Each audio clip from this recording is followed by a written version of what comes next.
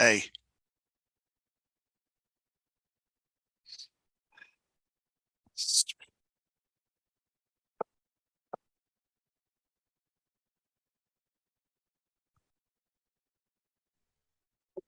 Good morning. This is the December meeting of the North Carolina Professional Educator Preparation and Standards Commission. Dr. Evans, can you please call the roll? Yes, Dr. Blanton, Present. Dr. Bullock, Present. Ms. Wisner, Present. Dr. Fleming, Present. Ms. Edwards, Ms. Patton, Dr. Locklear, Present. Dr. Elliott, Dr. Penfield, Superintendent Truitt, Ms. Smith, Ms. Hoskins, Present. Dr. Weddington, Here. Dr. Griffin, Present. Mr. Smith, Present. Dr. Graham, Ms. Jenkins, Present. and Dr. Winter. We have quorum. Thank you. I call this meeting to order. Good morning, ladies and gentlemen, and welcome commission members, advisors, staff, online visitors, and online listeners to the December 12th, 2024 monthly meeting of the North Carolina Professional Educator Preparation and Standards Commission. This Standards Commission develops and recommends to the State Board of Education rules related to all aspects of educator preparation, licensure, continuing education, and professional standards of North Carolina educators. I am Ann Bullock, Chair of the Professional Educator Preparation and Standards Commission, and I call this meeting to order. Our agenda and materials are available online through the DPI website, www.northcarolinapublicschools.org. on the quote SBE meetings quote link. The meeting is also audio streamed through a link located at the bottom of the e-board agenda. I will now read the ethics statement that is required of us. Commission members are reminded that it is our duty to avoid conflicts of interest and the appearance of conflicts of interest as we handle the work of this commission. Does any member of the commission know of any conflict of interest or any appearance of conflict with respect to any matter coming before us at this meeting? If so, please state them for the record. If during the course of the meeting you become aware of an actual or apparent conflict of interest, please bring the matter to the attention of the chair. It will then be your duty to abstain from participating in discussion on the matter and from voting on the matter. Commission members, you've had an opportunity to review the draft agenda for today's meeting. There is one addendum to the agenda. We are going to strike TCED 004 from today's discussion as we are still waiting information from our legal team. So could I have a motion to approve the revised agenda for the December 12th, 2024 meeting, which would take out the discussion on TCED 004? So moved, Connie. Thank you, Dr. Locklear. Second, Hank. Thank you, Dr. Weddington. Any further discussion? Dr. Evans, can you call the roll for the vote, please? Absolutely. Dr. Blanton, Approved. Dr. Bullock, Approve. Ms. Wisner, Approve. Dr. Fleming,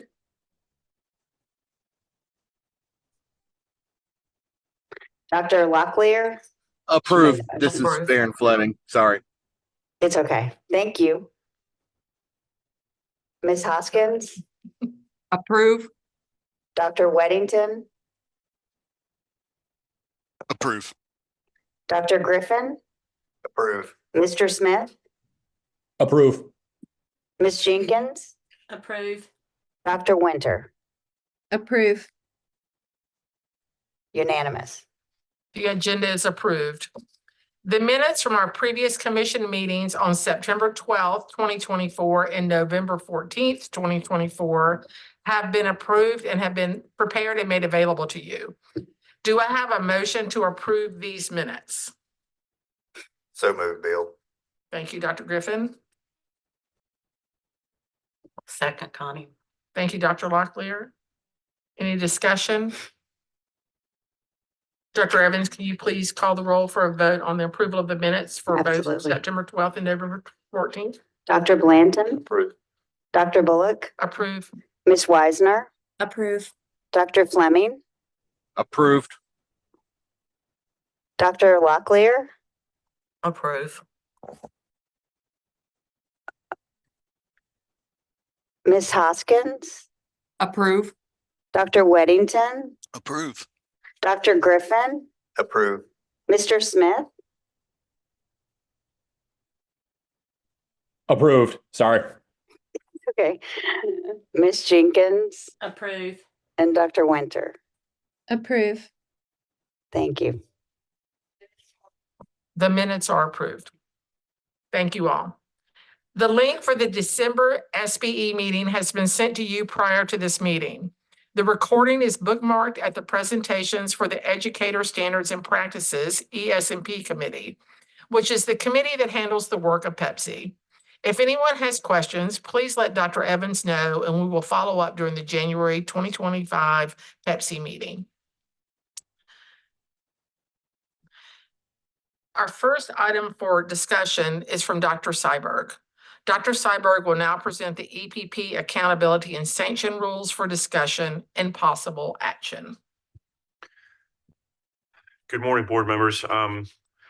This is anchored off of statute 115C 269.35, which is the accountability for educator preparation programs.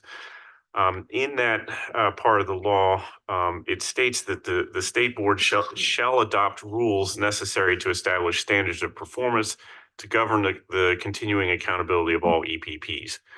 So a while back, I brought to this commission a series of rules that we were working on, and now I'm bringing them back because we've moved the needle a couple of steps here. But just a quick reminder for those who might be new to these rules, this particular batch of rules establish the measures and the calculations used for developing the accountability model, and that's the model that's outlined in law. For better or for worse, that's what we're operating off of. They also establish a system for evaluating EPP effectiveness based off of these measures and the calculations that are established. And the rules also outline the possible EPP sanctions should a program fall below the established expectations. Now, these are the same rules that we brought to you all a while ago. Except now they have been approved by OSBM. That's the organization that thinks about the fiscal impact that legislative rules may have on the broader state. So it's been approved there, and we've done some slight wordsmithing through our legal to make sure they're meeting what legal deems appropriate to bring ultimately to the Rule Review Commission for consideration. So that we're bringing them to you all to take another look at them. And then from there, it would go to the board ultimately for consideration.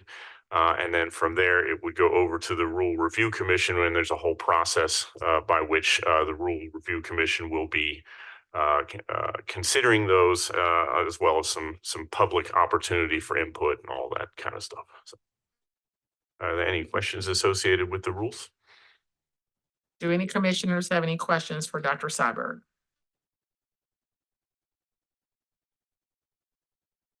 Hey, Dr. Sudbury, this is Hank. Just one question.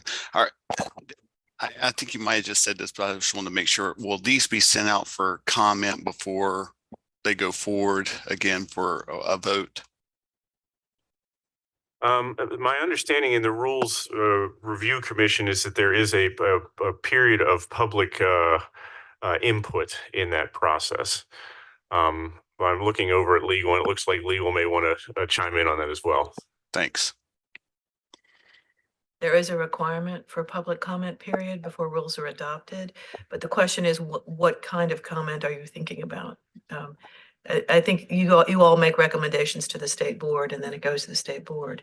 And usually there's there's an opportunity for input in between first and second readings, both here and the state board. So it depends on what process you're using. But so there's generally opportunities at every stage to provide input, but a very formal public comment opportunity where it's advertised.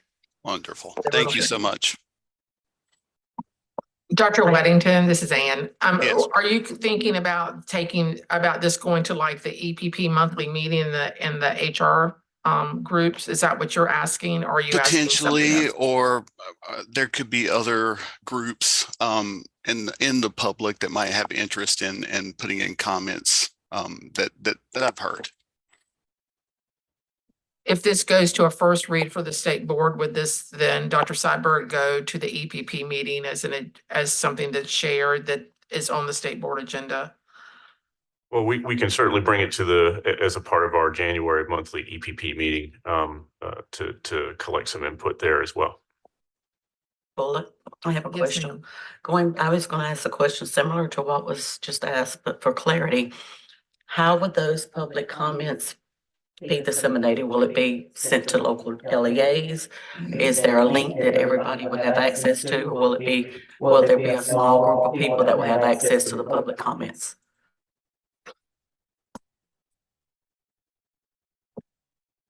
So let me see if I can parse that out. The way the Rules Review Commission comment period works was that it's advertised to people who has to be on the list. You can disseminate it or request that it be disseminated to whomever else you would like it to be disseminated to, but there is a specific process for that, and you're free to add to other folks that you want to get it. I guess, does that answer your question? Or to ask staff to share it with specific groups, in addition to that formal process. I guess my reason for the question is I just want to make sure that we have a good representation across the state and not just a select few people are having access to the public comments. And again, if you all have people that you want it to go to, I suggest you ask staff to make sure it's disseminated to those people and they're invited to provide comments. I would also suggest that commission members, if we want to have a motion that we want these comments to go towards particular groups, like the EPP monthly meeting, the HR group, which is the PSU representation. If we want things sent out to deans of EPPs, I'm not sure if there are other things. That could be a motion that someone could bring forward with some folks in there. Is that what you're thinking? I feel like they're at the Yes, moment on the fly. I just want to make sure that everyone across the state has an opportunity to have their voice heard and not just a select group of people. And I know that sometimes it's hard to target everyone, but I want to make sure that not only EPPs, but LEAs, everyone that is represented in this list has a voice. And it's not just the eastern part of the state or the western part of the state, but that is representative of the entire state. And just as a clarity, and then Dr. Hamlin will get to you. Are you asking for that? Are you suggesting that feedback before it goes to the state board? Or are you asking that feedback as part of the rules process? Well, I'm just asking for clarity. Does it need to go to the state board before that recommendation is made? Is that the process that's already in place, or what is the process? Dr. Tomberlin. Great, thank you. And I myself have some clarifying questions and some general statements. So the first statement I would like to make is Dr. Seiberg and I are committed to providing this information about these proposed rules in our HR and EPP webinars, representation from all across the state. Everyone has access to that, to those webinars. So, and we will discuss these rules, and we will, as we get information about the public comment period, we will share that information with those constituencies so that everybody has access to that information and knows how to weigh in on it. I guess the question that I'm kind of seeking clarity, maybe from Dr. Weddington and you, Dr. Locklear, is it's important for us to understand these comments in relation to your roles as Pepsi members or as your role as a general public stakeholder in these rules. And so we have tried to craft these rules to align with the statute. And if we have not done that appropriately, that is comment that we need from Pepsi members about we don't feel like this rule aligns with the statute or this rule may not be exactly. If it's questions about the statute, the statute itself and whether we should consider something else in statute, that would be appropriate for the public comment period. So I just want to make sure everybody's clear about we're trying to tell you what the rules are as the statutes are written. We have to adhere to the statutes. And if we have not done a good enough job in that regard, that is information we need from this body, and your roles as Pepsi members. And I think that it's also related to, just to clarify, the questions I'm hearing also about the process, right? So it's some of this these are sometimes, some of these questions are process questions. So I think that's also important, another important component of this, not to get away from approving the content, but just that there's another piece of that. Dr. Jordan. Thank you, Dr. Bullock, and I appreciate Dr. Tomlin's comments. They nailed exactly what I was thinking. Wanted to add one additional piece. We know we've had conversations over time about the proposed rules, and there have been some questions and concerns about the model and likely desires to have the model revisited. That's a legislative ask. So we are responsible for adhering with the current statute. And to the extent that there are legislative changes, then we would be able to revisit this rulemaking process. Those are great clarifications. Thank you both. Dr. Seiberg, is there something you want to add? All right. Okay. So I think our questions that we've gotten today so far have been about logistics in terms of sharing the information so people know what is coming, possibly if this is approved, right? What we're recommending. Are there any other comments? Let's go back to the content of the rules. So is there any comments about the content of the rules as they have been drafted? Or questions?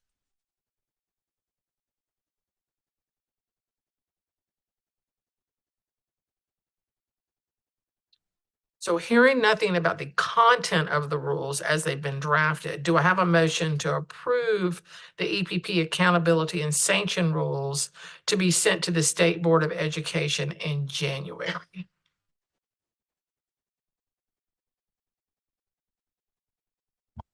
So move, Bill. Thank you, Dr. Griffin. Do I have a second? Second, Chris. Thank you, Dr. Blanton. Any further discussion on the content?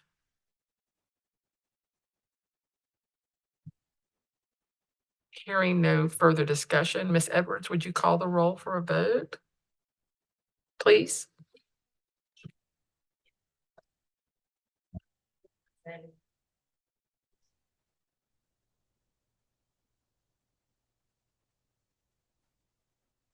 Dr. Blanton, Approve.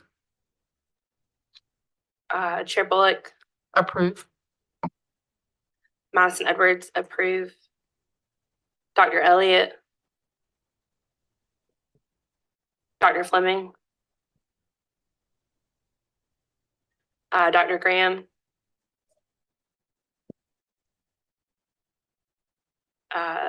Vice Chair Griffin, Approve. Ms. Hoskins, Approve. Ms. Jenkins, Approve. Dr. Locklear, Approve. Ms. Patton, Dr. Penfield, Mr. Smith, Approve. Ms. Smith, Superintendent Truitt, Dr. Weddington, Approve. Ms. Weisner, Approve. and Dr. Winter. Approve. And this is Aaron Fleming. I approve. I apologize. I'm on the road and hard to hit the mute button. Thank you. And the motion's been approved. The motion is approved. Thank you all.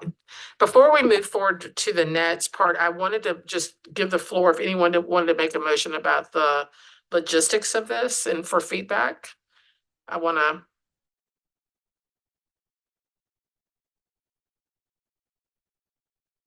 think we can take the word of the staff that they will spread it out. So, but if anybody wants to make I'll open the floor for that.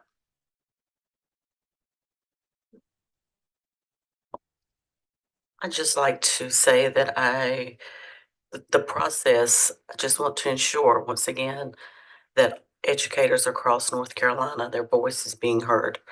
Because unfortunately, a lot of time, that's the sentiment, that their voices are not being heard. And I just think it's important. I have no problem with the content. I just want to, my concern is ensuring that the entire state has their voice heard, especially those that are working in HR. And I just think it's important for them to know, to have not only to have access, but have input. Dr. Jordan? Thank you, Chair Bullock, and I absolutely understand what you are saying, Dr. Locklear, and that is always the intent. Just want to reiterate that the monthly calls with HR leaders, with EPP representatives will continue. Information will absolutely be shared. This meeting is a public meeting. It is also made available through the YouTube channel, even after the meeting has concluded. The same will be the case for the state board meeting. But if there are additional avenues that you think we should undertake, any member of the commission, please feel free to send that information to Dr. Cyberg, Dr. Tomberlin, Dr. Evans, and we stand ready to communicate as widely as we can. We all know that sometimes information doesn't really get looked at until the rubber meets the road, right? And so can appreciate the commitment to being proactive. I appreciate the comments, Dr. Locklear. I do think it's important that, I think that one of the things the DPI staff has done with these meetings is try to work on even further transparency of what's happening. And I think those are really important. Dr. Tomberlin? Thank you. I would just like to follow up on something Dr. Jordan said. We are happy to receive this feedback related to the nature of the accountability model, but I hope everyone across the state understands that advocacy to us or expressing their opinions to us does not substitute for local interaction, local advocacy with their local representatives. So that local folks have so much more advocacy with their local representatives on these issues than we may have with the General Assembly. So I would always encourage folks, let us know, but also let your local representatives know how you feel about these issues. Thank you. I agree with that, Dr. Bullock. I agree with that statement, but we don't have representation from every LEA in the district on this board. And even though we can share with our local LEAs and those surrounding us, I still think it's valid and important that when we look at public comments, that we make sure the entire entire state is heard, and that certain districts are not eliminated from having a voice in this decision making. Not that it's going to change the content, but I think it's important that we are transparent in our efforts. I would agree. So, thank you. Very helpful. Thank you, Dr. Cyberg. That ends your portion for this time. Now, Dr. Tomberlin will present and revisit the policy amendments to the ongoing licensure 001 for discussion and action. Thank you, Chair Bullock. So members of the commission, I am here to present to you some changes to LICN 001. Some of them are clarifying and some of them are kind of a shift, which I hope will be well received by the commission members. First, we want to look at the administrator supervisor license. We've needed to clean this up for a long time. And so there's been a lot of language in this particular license that is no longer applicable. And as you can see there, we've stricken that language. Talks about some competitive grant opportunities that are just no longer valid. And so we have removed that language, and instead we keep the language that indicates that there are 3 levels of preparation for an administrator or supervisor license, and that is a master's degree, the specialist degree, and the doctorate degree. Now, the requirements for an administrator license, this is incorporating the most recent changes to the administrator license requirements from the General Assembly.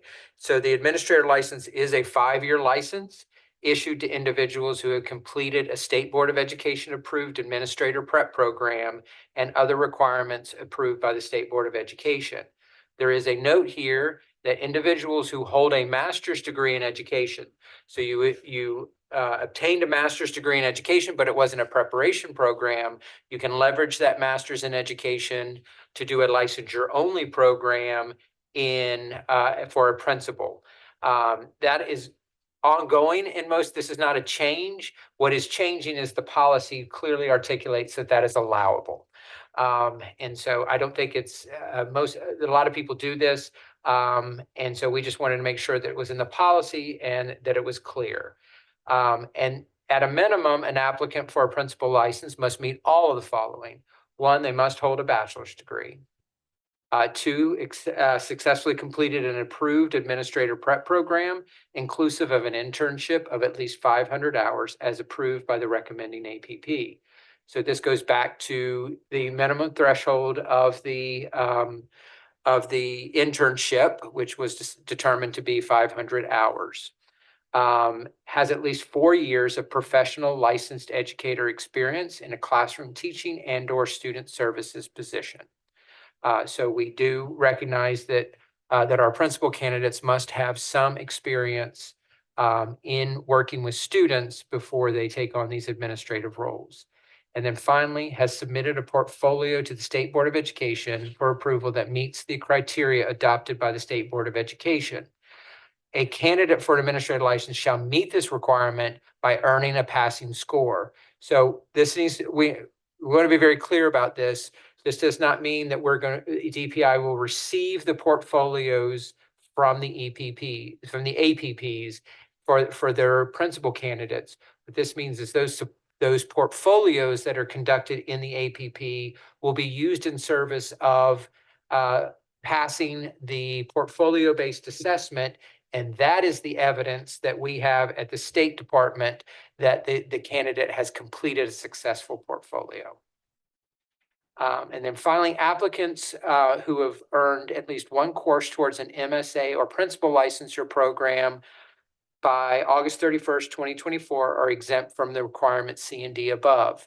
Now, I need to point out to all members of Pepsi, as of last night, there was an override of the veto by the governor, which part of that bill that was overridden included a extension of the principal waiver to August 31st, 2025. Though the language you see in front of you says August 31st, 2024, we will change that to August 31st, 2025 to reflect the very recent action by the General Assembly. And so we don't have to bring this back to you again to change the date. And so just want to let everybody know that waiver has been extended to August 31st, 2025. For the superintendent's license, a superintendent must complete a State Board of Education approved superintendent licensure program and hold a principal license. In order to serve Well, I'm sorry. I take that back. That's in order to serve. In order to hold a superintendent's license, you must complete a superintendent program with an approved educator prep program. In order to serve, the candidate shall hold a North Carolina principal's license and a superintendent's license issued under the authority of the State Board of Education. Or they shall have earned at least a bachelor's degree and have 5 years of leadership or managerial experience considered relevant by the employing Board of Education. Those credentials must be approved by the North Carolina State Board of Education before employment. And we have included a note here that this option B and C, this does not result in a license from the State Board of Education. This is only authorization to serve in the role and to be paid on the salary, the state schedule. There has been some confusion about this. It is not a path to licensure, it's a path to employment. And so those folks would not hold a license unless they qualified under the conditions above. We'll pause there just for a second, just if there's any questions. Is it gonna say must or shall? It is going Must is to, marked out. must Okay, is I marked can't- out. It's can't going to see say it. shall. Okay, thank you. I have a question.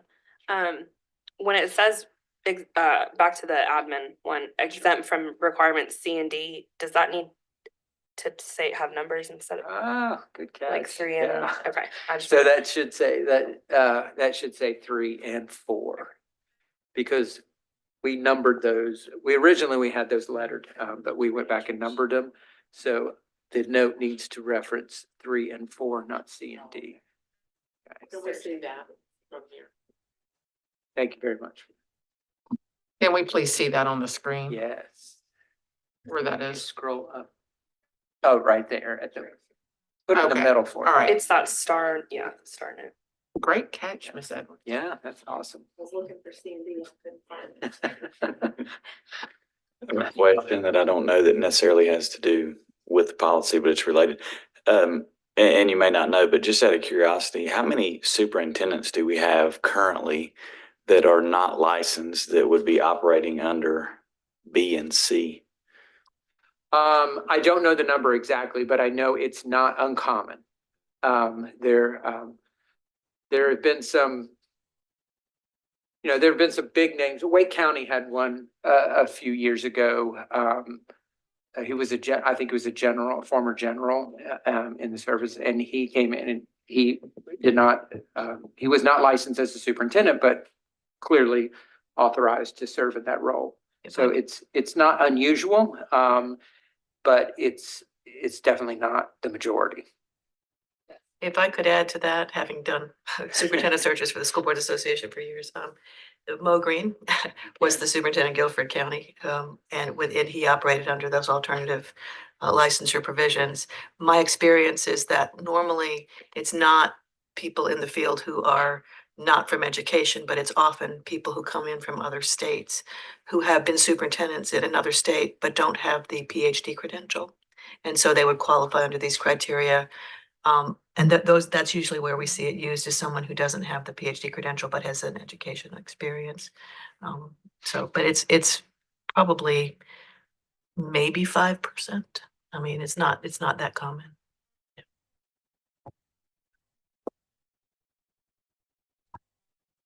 Next, we turn to a policy shift around out-of-state educators. And I want to preface this with in the 2023 appropriations bill, there was a requirement for out-of-state educators. In order to qualify for a CPL in North Carolina, they had to bring effectiveness data in order to qualify. So the vast majority, and we're talking upper 90% of folks who came to us from out of state, regardless of their years of experience, wound up receiving an IPL, which they held for 3 years, and then they converted the license. Because that was the case, that made the testing requirement for elementary and elementary education and exceptional children general curriculum testing applicable to those folks. So they had to have these subtests of math and reading. That requirement for bringing effectiveness data has gone away with the most recent budget bill. And because of that, many more of our out-of-state educators will be entering North Carolina qualified to hold a CPL. And given that situation, we wanted to make a clarification in the testing requirements for those folks. So an out-of-state educator who holds what we call a clear, unencumbered, and renewable license. So there are no additional requirements for this individual with their out-of-state license, other than they have to meet renewal requirements. That's what we're looking at here, those folks who hold those kinds of licenses. If they have met licensure requirements in another state that are substantially similar to North Carolina's, they may be issued a continuing professional license. Of course, the question becomes, what is substantially similar?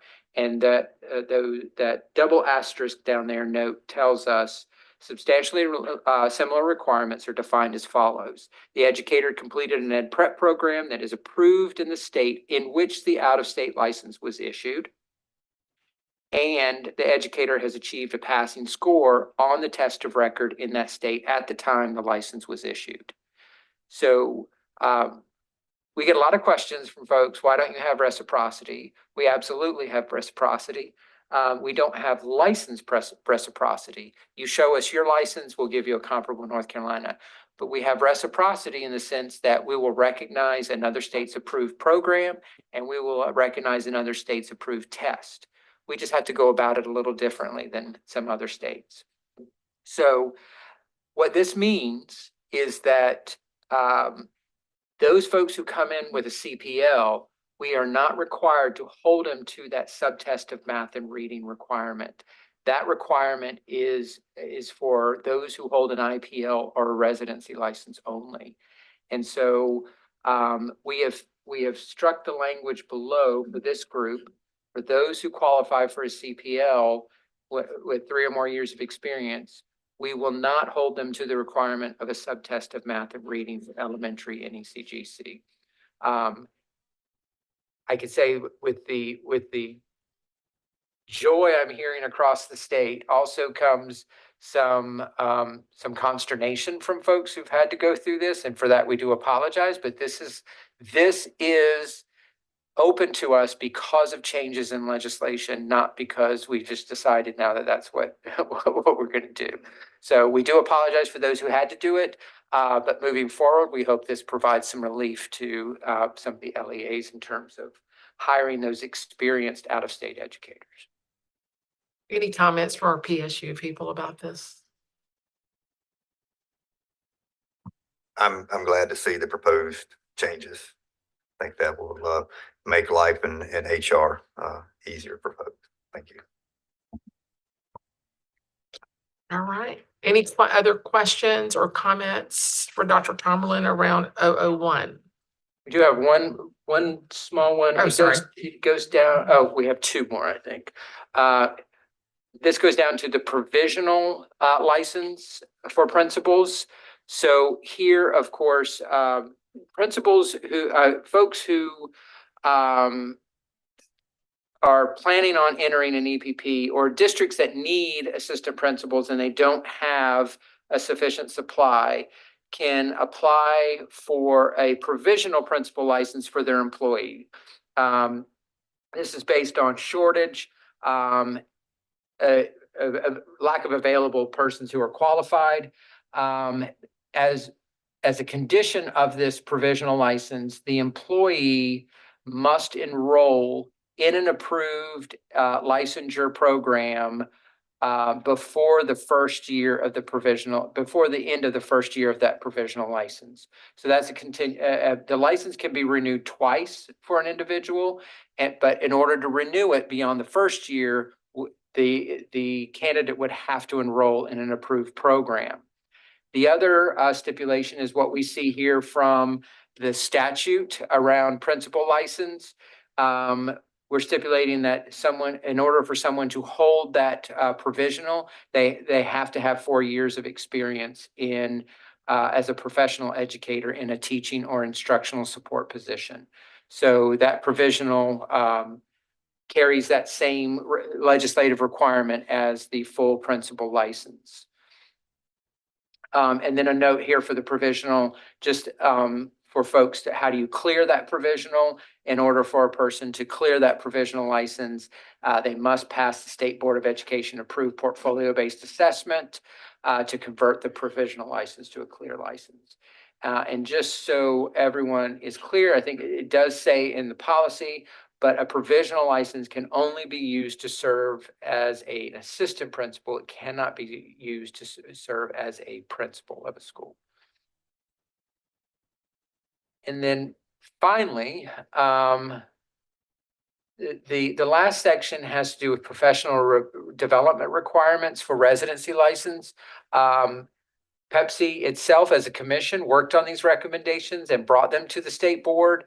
There is nothing new here that I think I need to cover with you. You guys dug deeply into this, but just wanted to recognize that they are now in LICN 001 in the policy as a result of your work with getting them approved by the State Board of Education.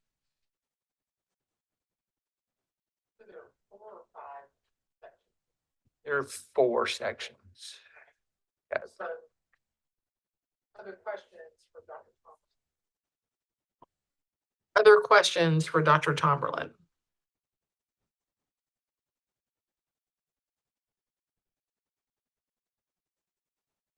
Okay, hearing none. Do I have a motion to approve the policy amendments to license 001, which would include the friendly edits of C and D to become 3 and 4, and the calendar date to change? What section is that in? Because I want to make sure that's in the motion.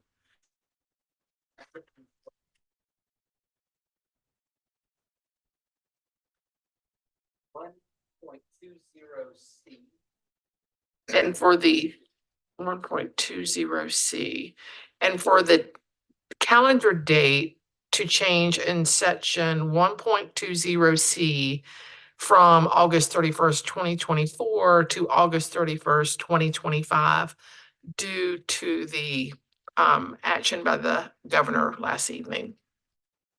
So I'm asking for a motion to approve these changes with the change of C and D to 3 and 4, just a friendly edit there. And by the legislature, I'm sorry.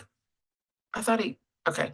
And then 1.203, change of the calendar date to August 31st, 2025. So moved. This is Kim. Thank you, Dr. Winter. Do I have a second? Second, Chris. Thank you, Dr. Blanton. Any further discussion? May I just further clarify? So with respect to the comment Dr. Tomlin just made, just to clarify for the listeners, the House voted to override the governor's veto. Thank And you. so that was the second chamber. The Senate had already done so. Yes. We appreciate their support. All right, thanks for that discussion.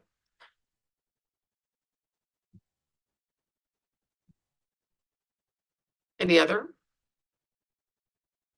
Ms. Edwards, can you call the roll to vote, please? Dr. Blanton, Approve. Chair Bullock, Approve.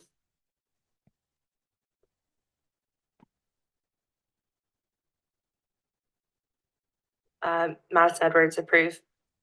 Dr. Elliott, Dr. Fleming, Approved. Vice Chair Griffin, Approve. Ms. Hoskins, Approve. Ms. Jenkins, Approve. Dr. Locklear, Approve. Mr. Smith, Approve. Dr. Weddington, Approve. Ms. Weisner, Approve.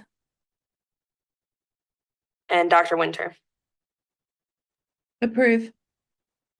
The motion's been approved. Thank you all.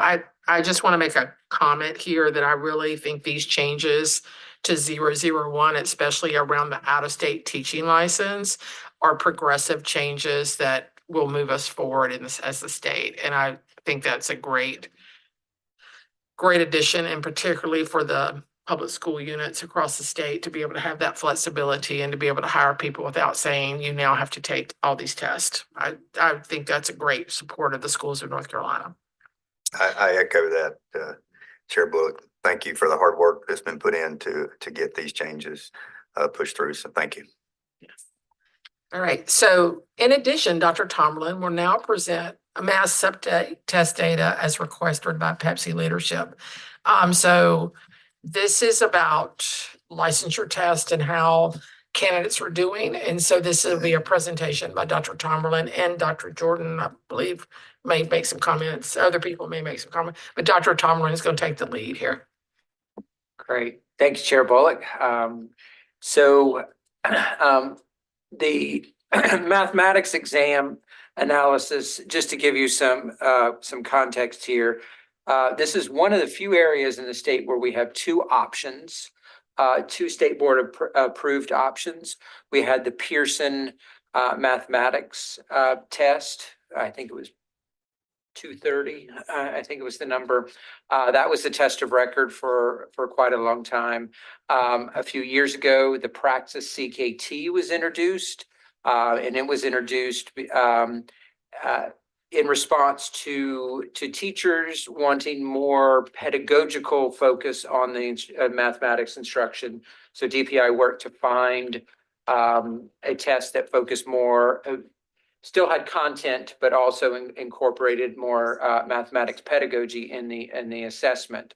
And so what we're going to show you here is what are the trends in that testing for both those instruments, and what's happening with the test taking trends for those and the pass rates for those. And additionally, we're going to talk about what do we know about teacher performance in relation to performance on these exams.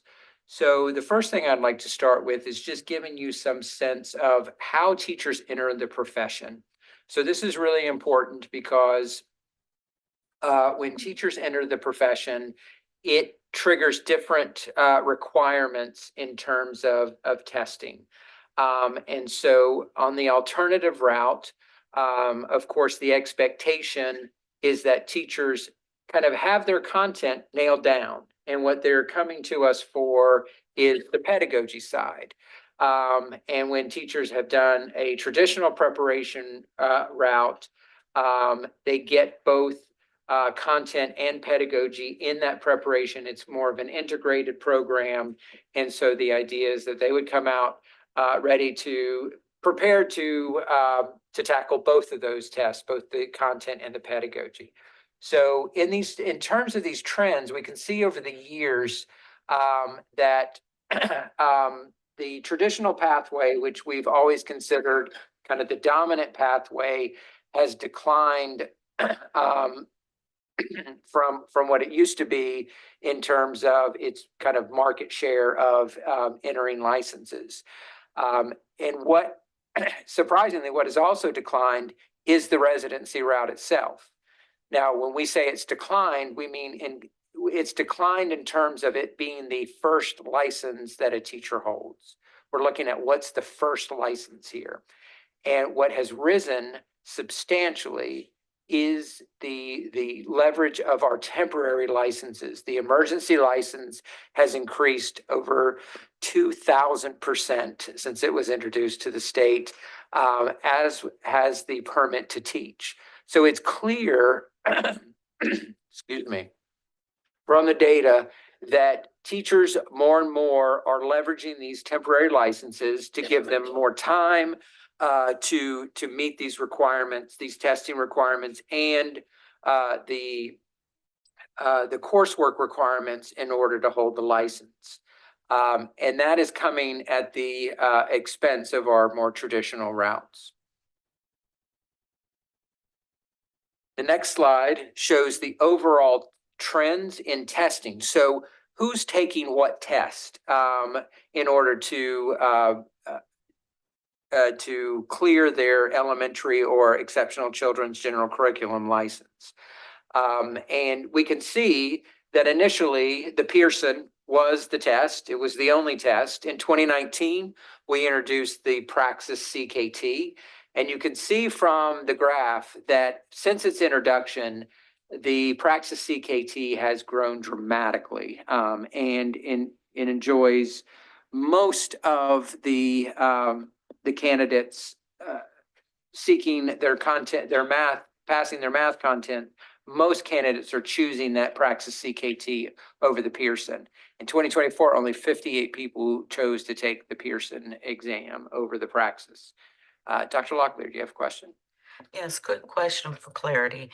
The Pearson math, 17%, is that 17% pass rate or 17% of participants that took the Pearson math, and then 51% for the Praxis math?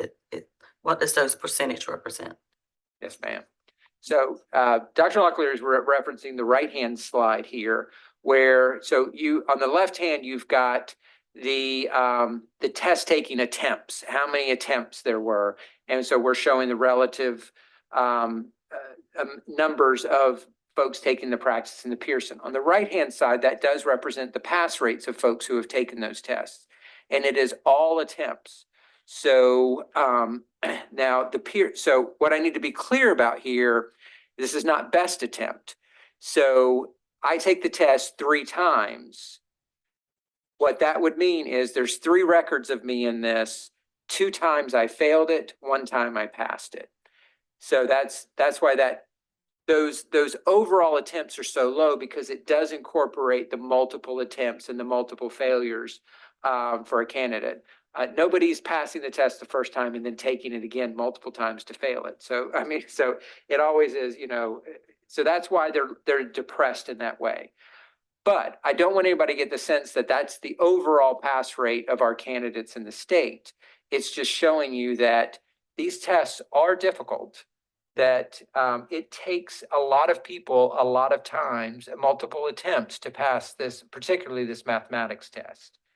Now, to answer your question about what is the pass rate, let's look at the next slide. So first we look at what is the pass rate on your first attempt. When you first take that test, we find that on the Pearson math, half the people pass it and half the people fail it.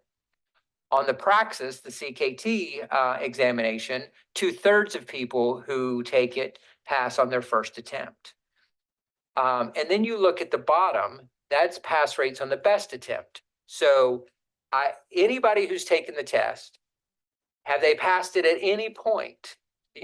This doesn't include those multiple attempts now. This is just, regardless of how many times I took it, I either passed it or I failed it. And you can see that those numbers do go up from those initial rates. So 73% of our folks eventually pass the Pearson. That means, though, that 1/4 do not. And then the Praxis math, 85%, again, with a 15% failure rate for those individuals. Now, when the attempts become important here. And the reason that they are important is they represent financial loss to our employees. And so we do want to look at this. How many times is it taking folks to pass these tests, and are they being successful as a result of those subsequent attempts? And so this chart on the right here shows you, this is attempt 1, and that reflects back. This is for the Praxis math. So that we're looking at the CKT here, and you can see it's reflected back on that first attempt. A little rounding error, but 68% of the folks are passing it, 60 on their first attempt. When someone goes for their second attempt, there is a bump there. About 11% more are passing than did initially on their second attempt. But this is where it gets really problematic. Those subsequent attempts, you're seeing very, very little change in the outcome for these folks. And so this is an incredible source of frustration. We have, from this, you can see, we have people who take this test 5+ times. And the vast majority of them, there is no change in the outcome. And this represents a substantial amount of money for these individuals. I'm happy to pause there, or because I'm going to shift gears now. We're going to talk about ethnicity and test, but if anybody has any questions. Any questions at this point on the data that's been presented thus far? Or any clarifications or comments? I just want to make sure, this is the test that candidates are taking or that teachers are taking once they've been hired? So when you say candidates for licensure? Yes, like students, like college level, like 10 years ago, it was just a regular praxis. That I just want to make sure that. So, well, let me say what I think what you For mean. me, 10 years ago, it was just a social studies praxis that I had to take to get my license. That's right. That's like the time frame. Okay. Yes, Okay. yes. Sorry. That's okay. Elementary. So this test in particular is only for elementary and what we call ECGC, Exceptional Children General Curriculum. So yes, it is one of their two praxis. All right. So next we turned to ethnicity and pathway in thinking about these pass rates. And so first we looked at ethnicity, and here's the results on all attempts. And again, when we say all attempts, we're including those failures within for those folks and their passing. Many people have multiple things, so that's why these numbers are a little lower in the percentages. But what we can see here is that our African American candidates do not pass this test. Their attempts are substantially different than than other candidates. I want to be very clear as we present these data that in no way is DPI suggesting that African American candidates cannot pass the test. We are simply reporting on the observed data that they are not passing the test. We do not make any causal statements about why they're not passing that test. And you can see next we looked at this for our candidates by pathway. Do our alternative route folks do better or worse in terms of initial pass rates, not initial pass rates, but all attempts than our traditional? And the answer to that question is yes, absolutely. Our traditionally prepared folks are passing this, 2 out of 3 pass this exam, whereas our alternative folks, it's less than half. The overall percentage of passing is much lower for them. So then we look down below to the pass rates by ethnicity on the best attempt. So this is, do they eventually pass the test?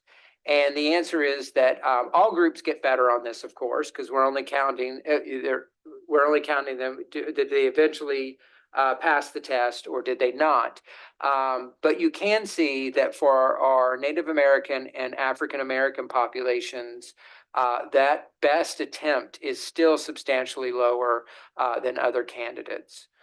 And then we look again at the pathway, and what we can see here is the pathway does matter. It makes a difference. Our traditionally prepared students are passing these exams at 90%, whereas our alternatively prepared folks are doing this at about 75%. 3 and 4 of them are passing. On the right here, you see this now again. I presented these separately, but for your reference, you can see this disaggregated by both race and pathway for all of our subgroups. And you can see there are some marked differences in those pass rates, especially when you're talking about an African American or a Native American who is pursuing the alternative route. Those pass rates become very low and is a concern in successfully getting these folks through their licensure programs. The next analysis is a strand analysis. So we worked with the Praxis folks to say, what is it? So that test has 4 major components. What is it that our candidates, if they're failing, what is it that they're failing? Or in general, what are they not doing as well on as other strands? And so you can see the big strands here are counting and operations with whole numbers, place value and decimals. Our candidates seem to do, now this is all attempts again. I'm sorry, this is the percentage of points earned by that category. So our candidates on average are getting 65%, almost 2 out of 3 questions right when it comes to counting in whole numbers and general mathematical operations, and with place value and decimals. When we move into some perhaps more abstract and complex mathematical components, we see that trend slipping a little bit. So a little over half of the candidates are getting all the points on early equations and expressions, measurement, and geometry. And less than half are earning the points in fractions. I'm sorry, I'm saying that incorrectly. Not less than half. On average, a candidate gets less than half the points in that strand when we're talking about fractions, operations, and ratios. And I'm going to pause for Dr. Lockley. Thank you. I find that so interesting because as a math teacher, many years, there was a report several years ago that found that elementary students' knowledge of fractions enhances their ability to do algebra. And then the ability to do algebra enhances their ability for advanced math and calculus. So this trend right here just leads me to believe that's why we have so many students that are struggling in algebra, because they just don't have a strong base in fractions. So I guess what I'm trying to say is maybe we need to put a little more emphasis on that fraction piece when we're providing that additional support to our emergency licensed teachers and maybe our EPPs, because that looks like the area that needs the additional support, because it doesn't only enhance that K6, it enhances that algebra and that upper level math. Thank you for that, Dr. Locklear. Anecdotally, in my 3 children, it is always fractions and ratios that I have to sit down and at the dining room table and go over with them. It's been a challenge for all 3 of them. So yeah. All right. So those results.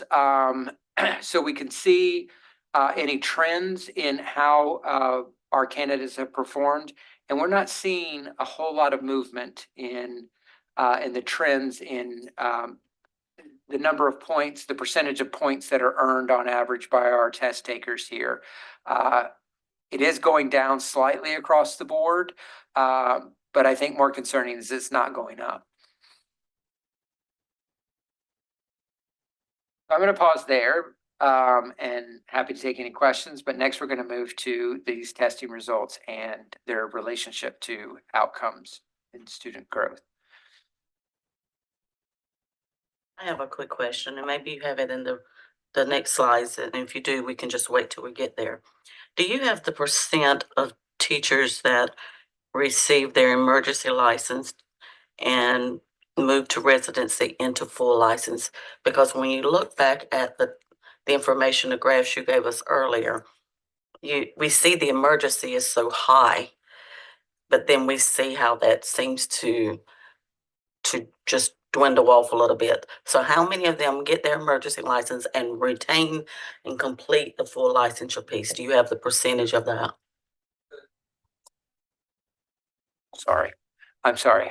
Not in this report, but that's a great question that we presented in our State of the Teaching Profession report that we reported last year. This was a huge issue that you're bringing out. The pipeline from permit to teach to emergency to residency is extremely leaky. Less than half of those folks who start out on an emergency license are converting that license to a residency license.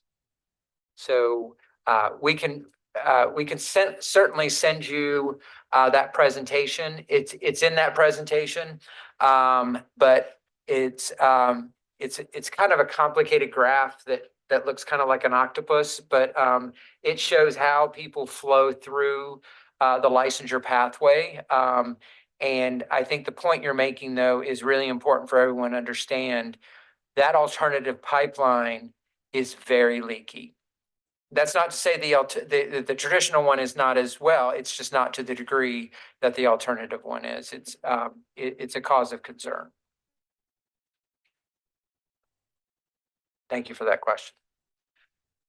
So when we look at the testing status of our candidates in relation to the outcomes that they achieve with their students, of course, the metric we use here is growth, and we use growth because that allows us to examine this without any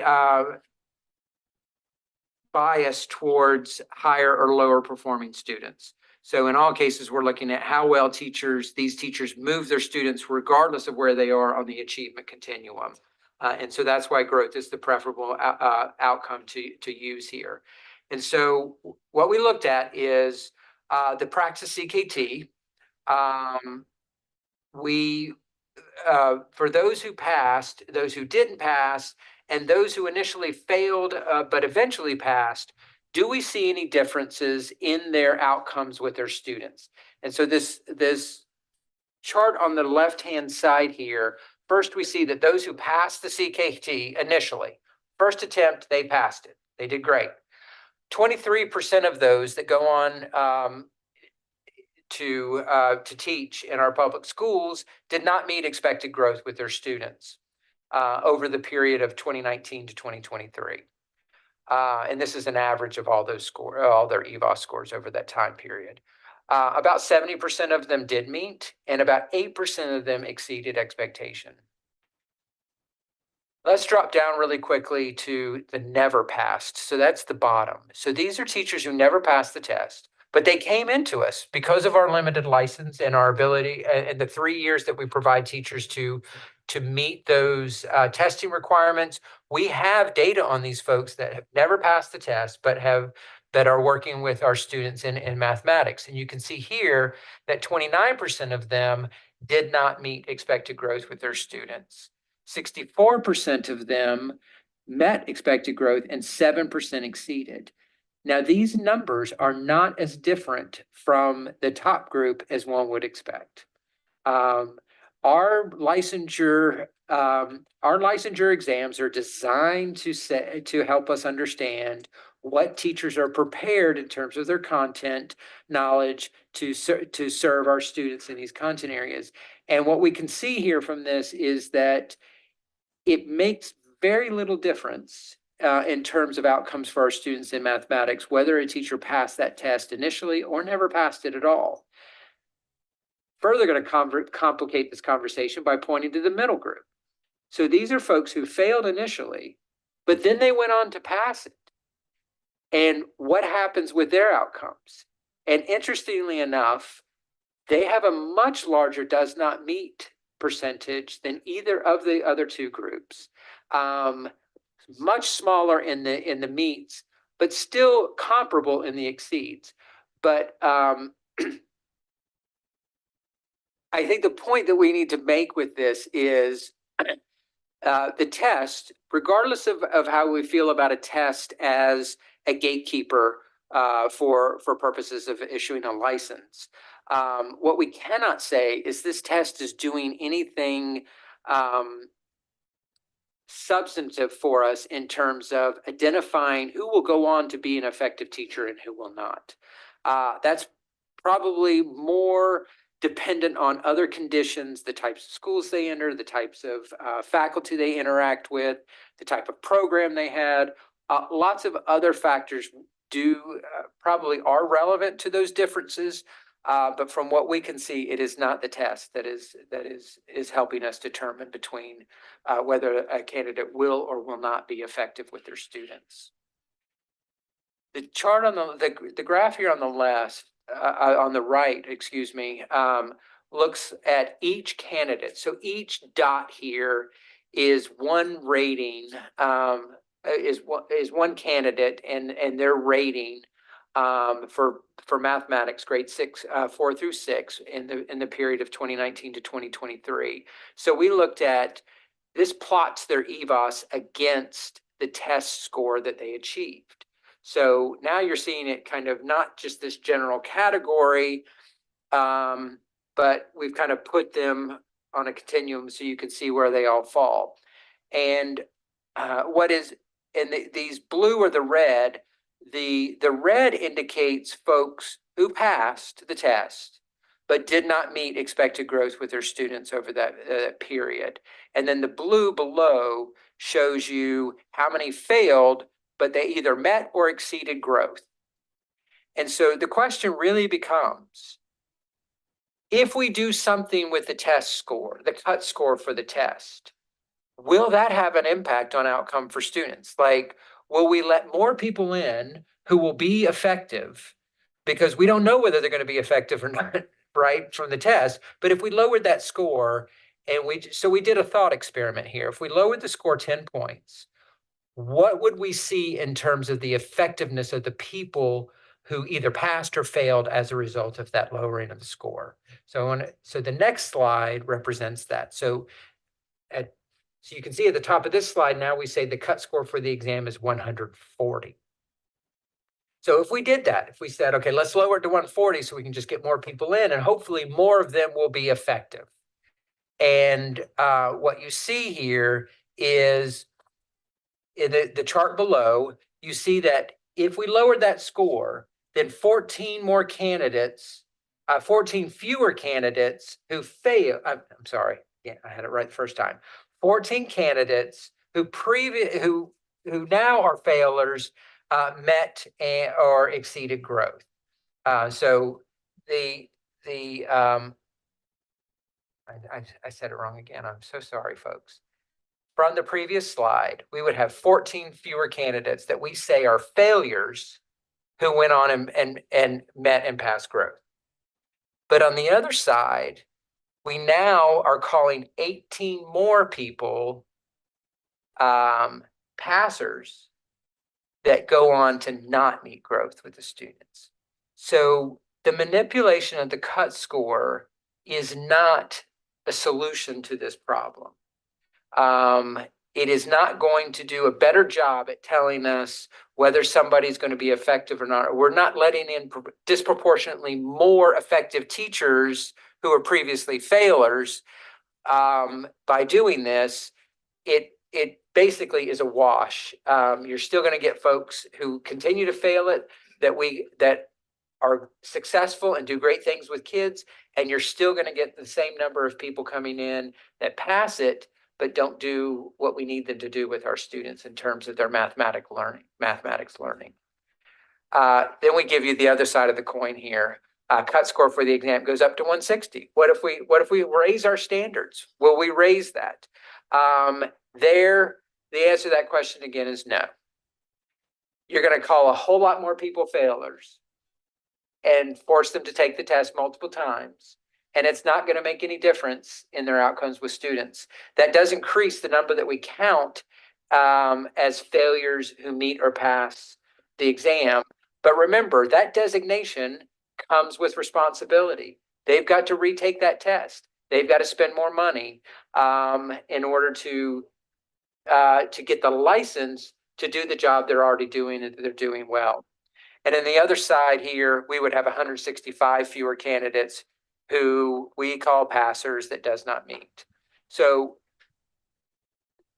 in the end, my statement, Kim, I'm sorry, Dr. Evans, could we go to the next slide? Because I'm speaking from, yeah, there we go. That's the slide I'm speaking from. In the end, this is all about classification. what we call somebody. We call them a passer, we call them a failure, we call them a limited license holder, we call them a CPL. That's what it all comes down to. In the end, none of these things are making a major difference in whether or not the kids are getting the mathematics instruction, the high quality mathematics instruction that they need. The last slide here, all this does is kind of show you the distribution of folks. What we want to point out in this is the distribution of performance. Look at the left-hand slide. So now we're saying we're just going to look at all the passers. What does their EVOS look like if we just put a scatter plot out there? And what you can see here is you get people all along that distribution, all along that continuum. And it's the same thing with the failed but eventually passed. They're just scattered all around and the never passed. And so we did this so folks would get the sense that it's not that one of these groups is skewed to one side or it's a bimodal distribution. Really what you're seeing, no matter what category you parse these people in terms of that licensure exam, their performance looks the same across all those distinctions. Some are good, some are middling, and some are great. And that is our takeaway on the relationship between this exam and student growth. And I will pause there. So that was a lot. I realize this is a lot to take in. It's just done in an excellent way. So thanks to Dr. Drummond and Dr. Baxter for putting this together. This was a request to me from the state board for us to look at this. They were concerned about pass rates. This goes deeper than that, which I think is important. So I open the floor up to any questions for Dr. Tomberlin, who's here representing the data to begin. What questions do individuals or comments individuals have about this data? Is it fair to say that the data shows that the exam itself is not relative to the success in the classroom?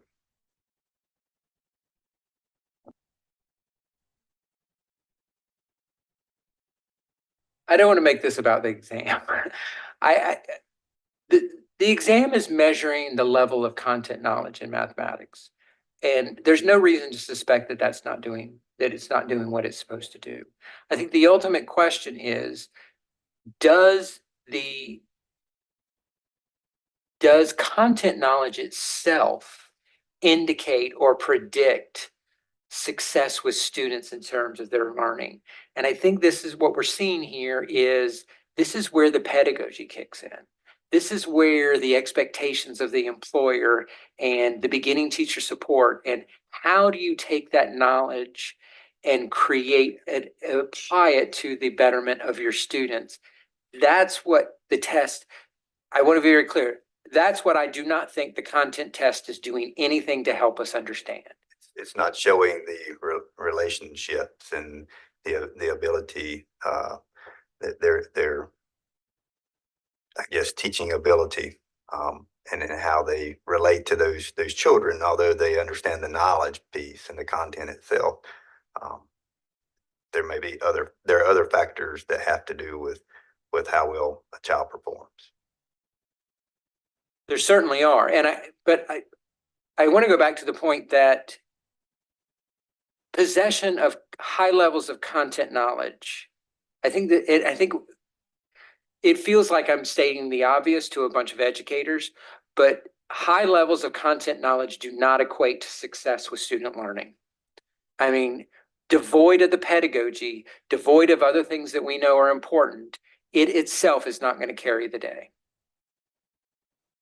So with that statement being made, what's the relevance of the test?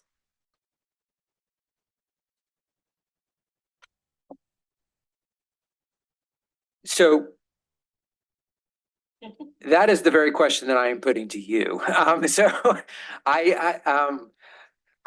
I hear what you're saying, but I would reflect that back out to this group. Like, what is the policy implication of what we're presenting here? Well, I will say, for me, I was fortunate. I took the test 30 some years ago in math, and I passed it the first time. And I'm not saying that to brag. I'm just saying that to be thankful. But I went in thinking that I was well prepared, and I barely passed by 2 points. And so I have learned over time when I went in the classroom thinking I knew everything about math and I could teach high school, college, whatever, because my background was pure mathematics. I realized I didn't know as much as I thought I knew. My skill became better and better as I taught and a lot of things I taught myself. And as I was involved in PD, as I was involved with the mentorship back during that time, and I worked with other teachers during our planning periods. And I would say that is why a lot of these teachers, going back to what Vice Chair Griffin said, is that there, and you mentioned it as well, there's so many other factors out there that are helping our teachers. And this one barrier right now with this extreme teacher shortage, especially in certain areas like math, we're not graduating students who are going to go into education in math because you can take a math degree and go somewhere else. And honestly, right now, you can go say, welcome to Walmart and make $18 an hour, which is about what a new teacher makes. So with those barriers, we need to remove some of these barriers so teachers can get in. Now, I do agree that we have to have content. We have to ensure, because that goes back to the information that you gave us earlier with the graph, looking at the fractions in that area. But I think there's ways that we can provide that additional support, as you mentioned earlier, through beginning teacher programs, through other opportunities that we can help teachers tone in on their, fine tune their teaching ability. And a lot of that comes through a lot of it's pedagogy too. Because we have teachers that are excelling academically with their content. They're so far ahead, but they can't bring it down to the level for the students to understand. So I think there's got to be a balance between the two. And based on what you just said, and based on this information that you shared with us, I would say again, what's the relevance of the test? Dr. Tomberlin, do we have any predictive information from EdTPA and those that do the math EdTPA for elementary and their success with EVOS? I don't think so. Not at this time, but we could certainly look at that as well. So I'm wondering if it seems to be pedagogy is a big piece, which I don't think anyone would disagree with. You have to have some content. We know fractions is also an area of more of an area of an issue. It's more of a concept of learning, et cetera, et cetera, et cetera. Which I appreciate in this data and something that can be drilled in on by the EPPs. But I do wonder, I would be interested, and I know we could go down a rabbit hole, but I wonder if we have enough of an end for the EdTPA in math elementary to see if it's got any prediction at all. Yeah, we could certainly look at that. Absolutely. Because that would be a balance of content and pedagogy. And if it were to, that might be a good solution to say you have to show, but it's not a traditional test. Right. And I think there's some interesting things we can do with that because where there's alignment between the content, the level of content knowledge and the level of pedagogical knowledge, what do those outcomes look like in relation to where there's a mismatch? There's low content, high pedagogy, or there's high pedagogy, low. So there's some really interesting analyses I think we could do with this. Not having looked at the data, kind of my initial kind of hypothesis on this would be that it's the integration of pedagogy and content knowledge that's important. Where there's misalignment in either, it will probably be problematic for outcomes for students.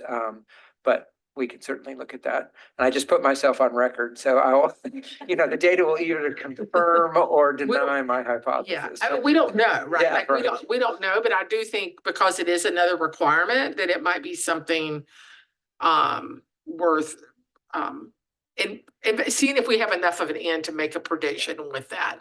The other one is the FORT, right? The Foundations of Reading test. My understanding from their materials from Massachusetts is that they consider it predictive. Do we have any information about how it pans out in North Carolina? So I think in general, we've done this kind of analysis, it's broad analysis. We have not gone to the depth that we've presented to you before on any particular test. But in general, we do look at these pass rates in terms of outcomes.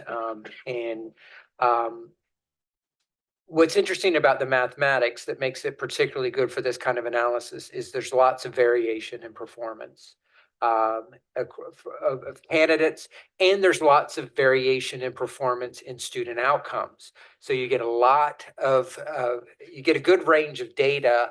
The problem with reading, you get a lot of variation on the testing side, but any of you in schools know that when you look at your reading data, those are much more compact in terms of the growth of students than you see with mathematics. So you get this kind of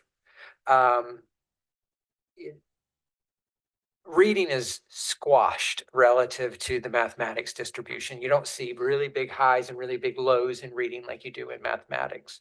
But we could certainly look at it.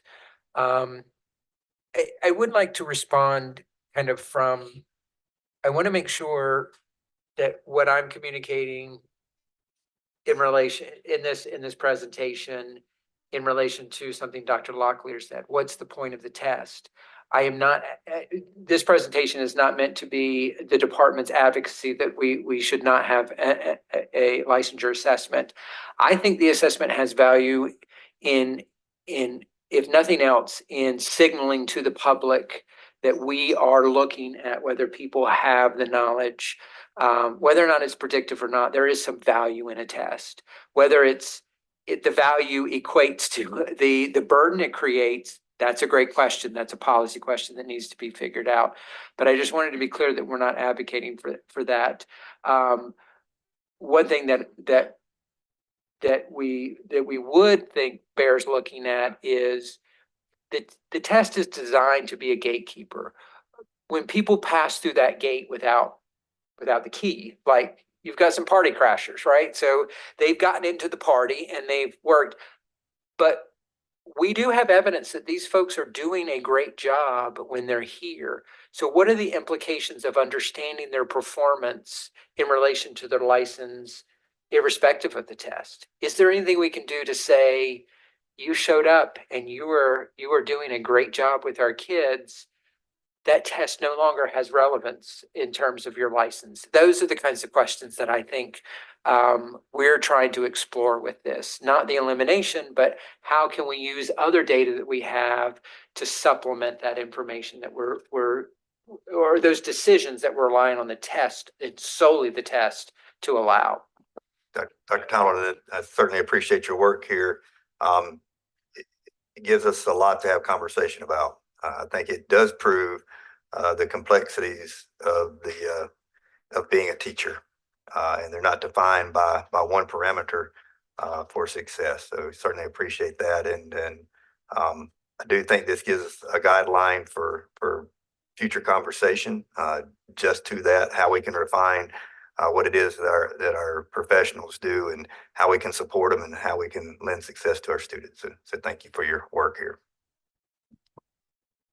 I want to hear from any other commission members that want to speak, but I also wonder if it's time for us to consider options. You've taken the test, you're within a certain standard deviation, or you show evidence of you're doing well with your students, or is it time for us to have I'll call it a menu of positive options that are showing impact in a classroom after, if we can't change legislation? Like I'm wondering if that is the next step, because I think the data is very revealing. Thoughts on the idea of thinking about options? For me, I listen to that and I see a teacher that's successful in their craft and what they do, and to say that they can no longer do that because they didn't meet that gateway in which they've proven they are successful in what they do.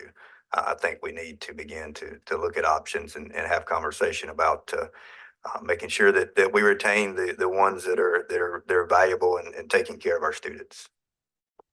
I agree with that. I mean, I think we can probably all think of multiple people in our school systems right now that had difficulty passing that, but when they got into the job and into the role and they were there, they were able to prove that they could be successful regardless of whether they'd pass the test or not. I mean, also, to Tom's point, that there's some that didn't pass it are there and aren't being successful too. But I mean, I think multiple measures of what that looks like would probably be warranted. There's a lot of interesting things in the information that was presented today. Yeah, I think I'll leave it at that for right now. Anyone on Zoom that wants to make any comments, I want to make sure I This pause. is Kim. I would just say I agree as well. And I guess I'm sitting here thinking, what would be our next step? Will we have a subcommittee to look at this? Do we need to think about as a large group what data we'd like to see? Or for that group to consider? But I do agree overall. This is Hank. I would be interested to see, so once the science of reading legislation came down and institutions were forced to change their reading programs, did it increase our percentage of our passing percentages in first and second time because of that change to what we had to do, and because current teachers were being trained as well? And I say that because I know what's next on the docket is something that looks like science of reading for math, some kind of a science of reading or new math standards. And I wonder if that kind of legislation or push would do the same thing to our math scores on something like the CKT test or some other test. So I guess I'm open to options for sure, because I want to take down all the gateways, but I'm also real cynical that anybody will ever vote to get rid of anything, because we've been trying to get rid of the praxis core now for the 8 years I've been on this commission, and it's not moved anywhere. So just wonder about that.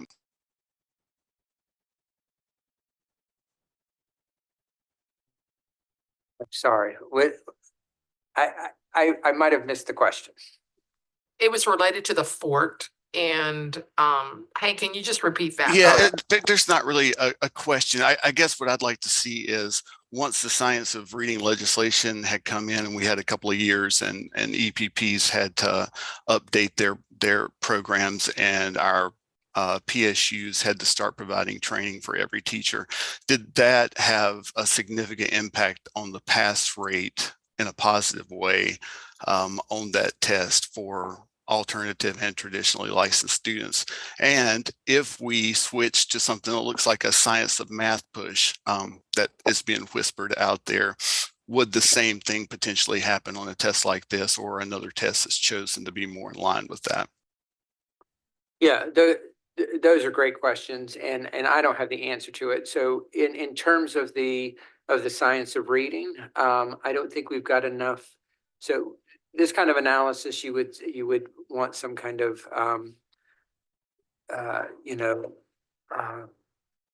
the methodology is escaping me right now, but you need enough data on both sides of the policy change in order to really assess that. And I don't think we have enough on the right-hand side, the post science of reading.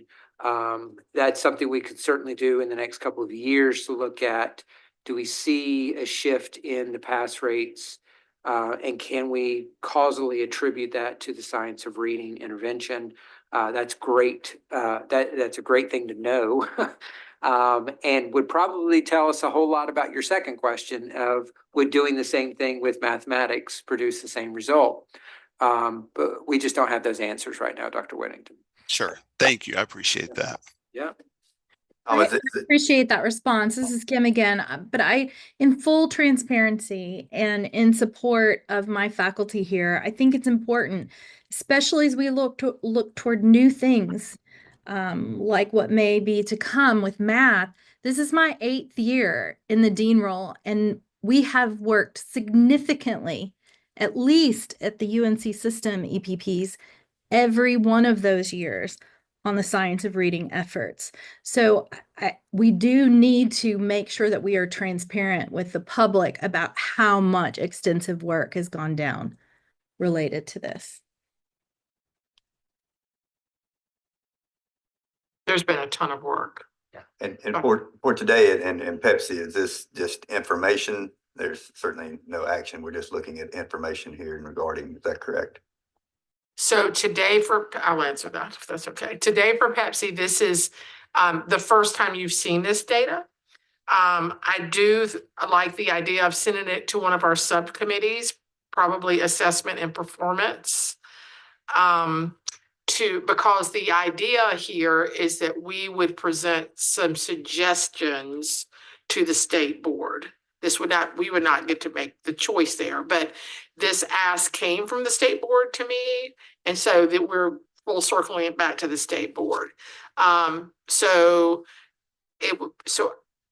I would think, Dr. Penfield, that assessment and performance might want to think about some big rock ideas that we might want to present to the state board and bring back to Pepsi on that. Dr. Jordan. Thank you. I wanted to just underscore that I believe the statute currently requires an assessment. And so in as much as I'm sure the state board would be willing to receive any recommendations or summaries of conversations, they lack the authority to eliminate the requirement. Absent legislative change. Or the recommendation for legislative change could be something that you will suggest consideration of as well. I do think it's been mentioned, but we do have a lot of licensing processes that have this and this type of situation that might make an impact here as far as these teachers that we're talking about that are in the classroom and they are successful, but this test is preventing them from, and you've already mentioned the financial burden on some of these teachers that are taking it 3, 4, 5 times. I know some counties will cover the cost of it, like if you pass it, and some don't do that anymore. So I think having the alternative options, like we've kind of mentioned, may not require a legislative change, but give teachers more opportunity to keep them in the classroom, because we also could be losing teachers. They've taken it that second time, they still can't pass it. They may not be able to afford to take it a 3rd, 4th, or 5th time. I'm not saying it's a ton of teachers, but it's just something to think about, that, A, B, or C type of situation. Dr. Bullock. Yes. Another concern is that we have a lot of teachers who are not passing the test that are great teachers, but are going to our charter schools where the test is not required. So that is a piece that we really need to consider as I don't know, like you said, it's in legislation, so it can't be changed. But I just think that's something we need to put out there, because if they're not passing the test, they can go in the charter schools, and the charter schools are performing well because the teachers are performing well. But the barrier, again, is the test.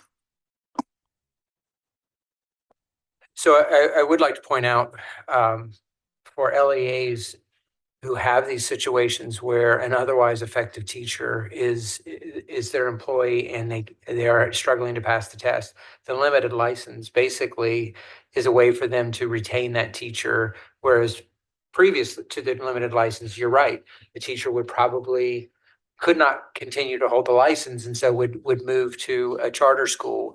But now LEAs do have where they certify that those teachers are effective. They can retain those teachers and keep them indefinitely until they pass the test.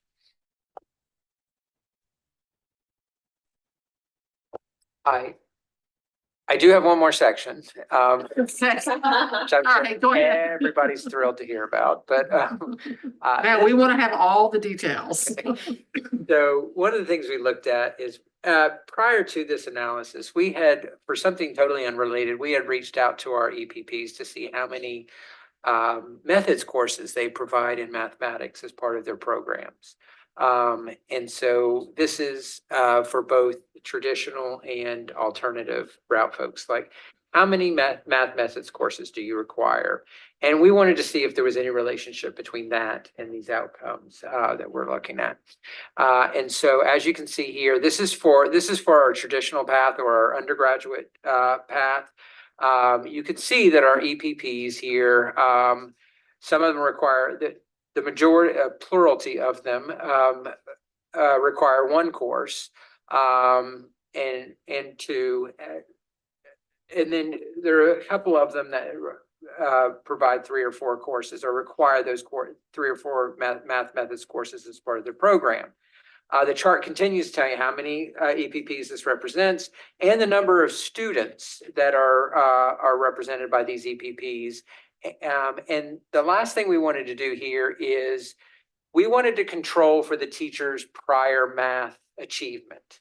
So, of course, we think people who have higher math scores on standardized tests are probably going to do better on these licensure exams than people who have lower standardized math scores. So we used the core math, that practice core math component. That's the prerequisite to admission to the EPP to kind of control for prior math performance when we looked at this. And so what we wanted to know was, did the number of courses, of math methods courses, have any relationship to the mean score on the math licensure, the practice CKT?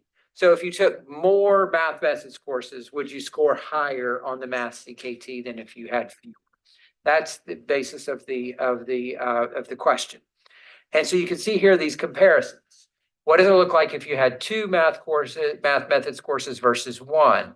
On the simple means, we see that it got you 6.3, on average, it got you 6.3 points more on your licensure exam than somebody who only had 1.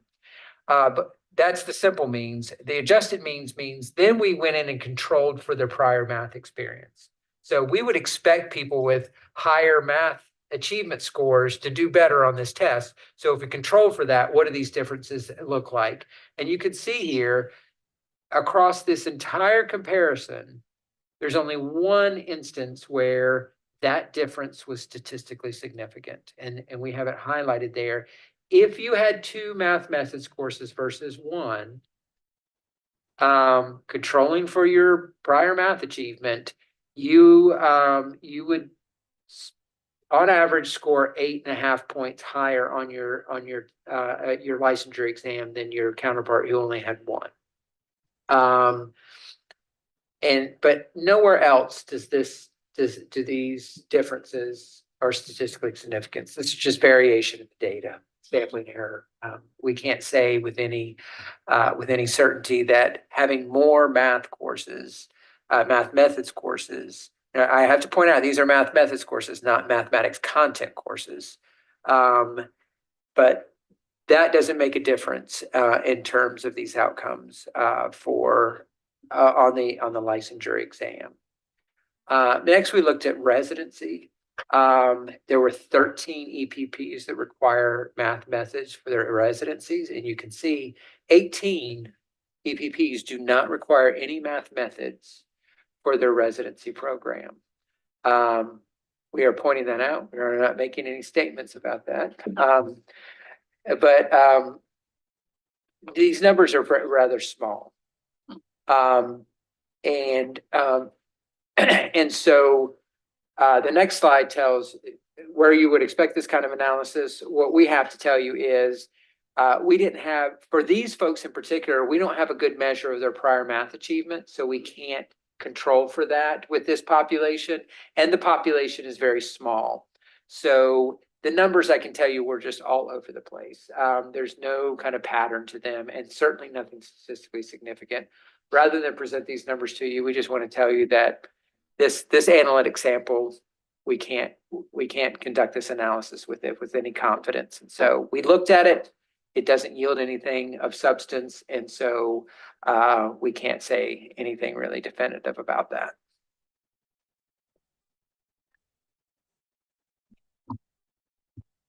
Any further questions or comments? And this is Hank again. This is not necessarily about the math test, but in legislation, I can't remember, did legislators say we had to have 2 separate tests for math and reading to show that, or that we just had to show that we're testing for math and reading? Okay, so it can't be one test like the old Praxis elementary test that included them both in sub-test portions. Well, let me clarify. The law indicates that you have to have an assessment with a clear passing score in math and reading. You could have a general assessment that has a subtest of math and a subtest of reading with established cut scores on both of those. But we don't do it that way. We just have those 2 separate tests. But for out-of-state folks, there are plenty of folks who come to us with one test, and underneath that test is a passing sub-score of math and reading. We accept that. Okay, yeah. I was just wondering if that's an option we ought to consider as well as we're looking at this, if it would make that gateway more manageable. Thank you. So Hank, are you talking about the math praxis the elementary praxis that has the subtest in math, social studies, et cetera, that one? Right. I don't know that that's any better. I haven't really investigated that at all. I just didn't know if that's something we should consider also looking at, if we have the power to change the test through, state board policy and wouldn't have to go back through the legislature. Does Dr. Tomlin, does the legislature name the test or just a test? No, they don't name the test, but I mean, this is raising an important point that I want to make sure I clarify. In this analysis, I want to be very clear that NCTPI is not saying anything about the nature of the Pearson test or the Praxis exam. We don't have any sense that the exam itself, a particular exam, is the problem. Our thoughts is that any content exam would experience the same kind of difficulty. It's the content, it's always going to be problematic to take a content exam, which is designed to measure content knowledge. That is an internal thing, whether you know something or not, but apply it to how well it is being applied in the pursuit of educating students. That's where the problem is. This is not a Pearson problem. This is not a Praxis problem. This is not a Tom's homegrown math test problem. Right. It's going to be a problem no matter what, because these 2 outcomes are different inherently, and we're trying to correlate them. Dr. Bullock, going back to the question that was just asked, combining the test, you could still have the rigor, but you'd have less questions. So how many questions are on the Pearson test now? I don't recall.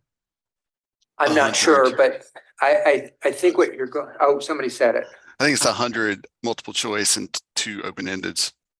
See, that's what I thought. I knew it was around 100. So, I think that's a lot of questions for one period of time to have to take.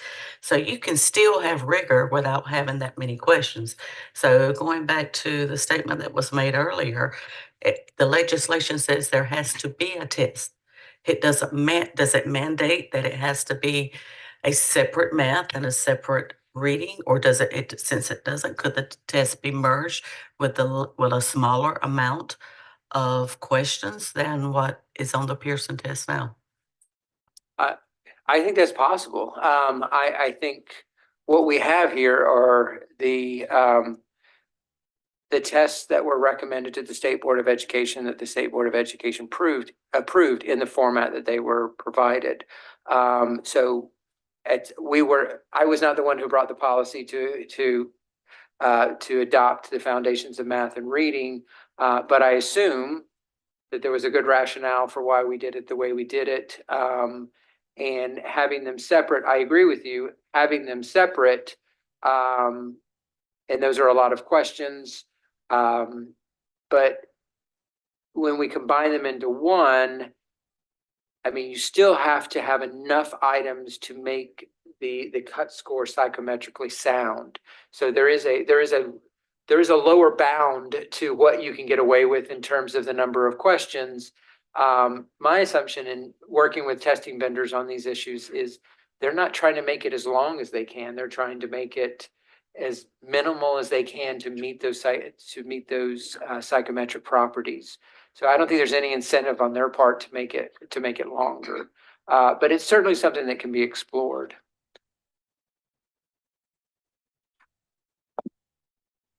So I would like to recommend we send this to our subgroup to dig in a little bit and then come back and discuss it one more time before we move it forward.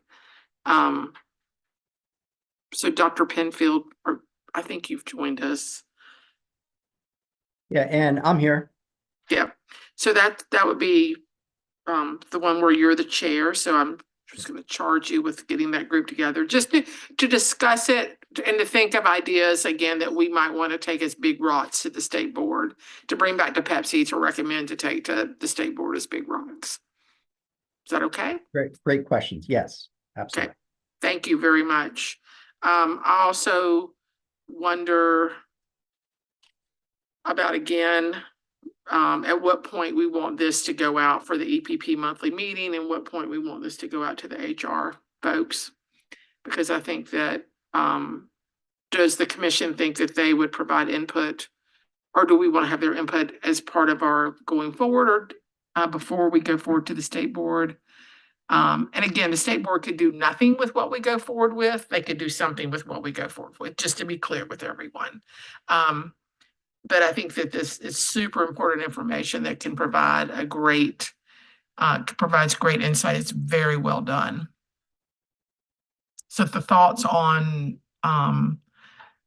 making the EPP and the HR group aware of this data before that maybe the subgroup would look at what they say or at the same time. Yeah, I was thinking that too, Chair Bullock, that if you get feedback from those constituents, it would certainly assist that committee in looking at those suggestions. I don't know how Tom, how that works or. So let me make sure I'm understanding what I'm hearing. You would like this type of presentation to be presented in something like our HR and EPP webinars and solicit feedback on what was presented from them and bring that back to these subcommittees who would be working on. They would dive into it more, yes. Yeah, just so we're kind of the other group, I think could be the North Carolina Math Educators group. That just to make them aware, and also to say, we're grappling with this data. Do you have any recommendations that you would like Pepsi to think about? I mean, we're going to get everything from get rid of the test to, and then we'll have to grapple with that as a recommendation. Again, the state board makes a policy decision. We do not make it. And currently in legislature, it says that they will take a math test. So, this is the beginning of another journey for us. All right. Thank you all. So Dr. Penfield, Dr. Evans and or I will be in touch about kind of a timeline for that. And it will also depend on when we can get it to the EPP, HR, when those timelines are so they can meet. So my hope is that we can take something to the state board by March. So I think that would be a good timeline for us by March. If it's February, great, but I think it'll probably be March because it'll probably come to us in February and then to March. All right, thank you. All right. Lastly, let me just say again, another huge thanks to Dr. Baxter and Dr. Tomberlin for continuing to put this together. It's been through a couple drafts already, so it was really, really a big effort on the part of the DPI staff. And on our own ongoing discussion of the principal portfolio assessment, Dr. Jordan will present an update on the principal portfolio assessment for North Carolina. Thank you, Chair Bullock, and good afternoon again to the members of the commission. I would like to indicate that my colleagues, Aaron Larkin McGuire and Dr.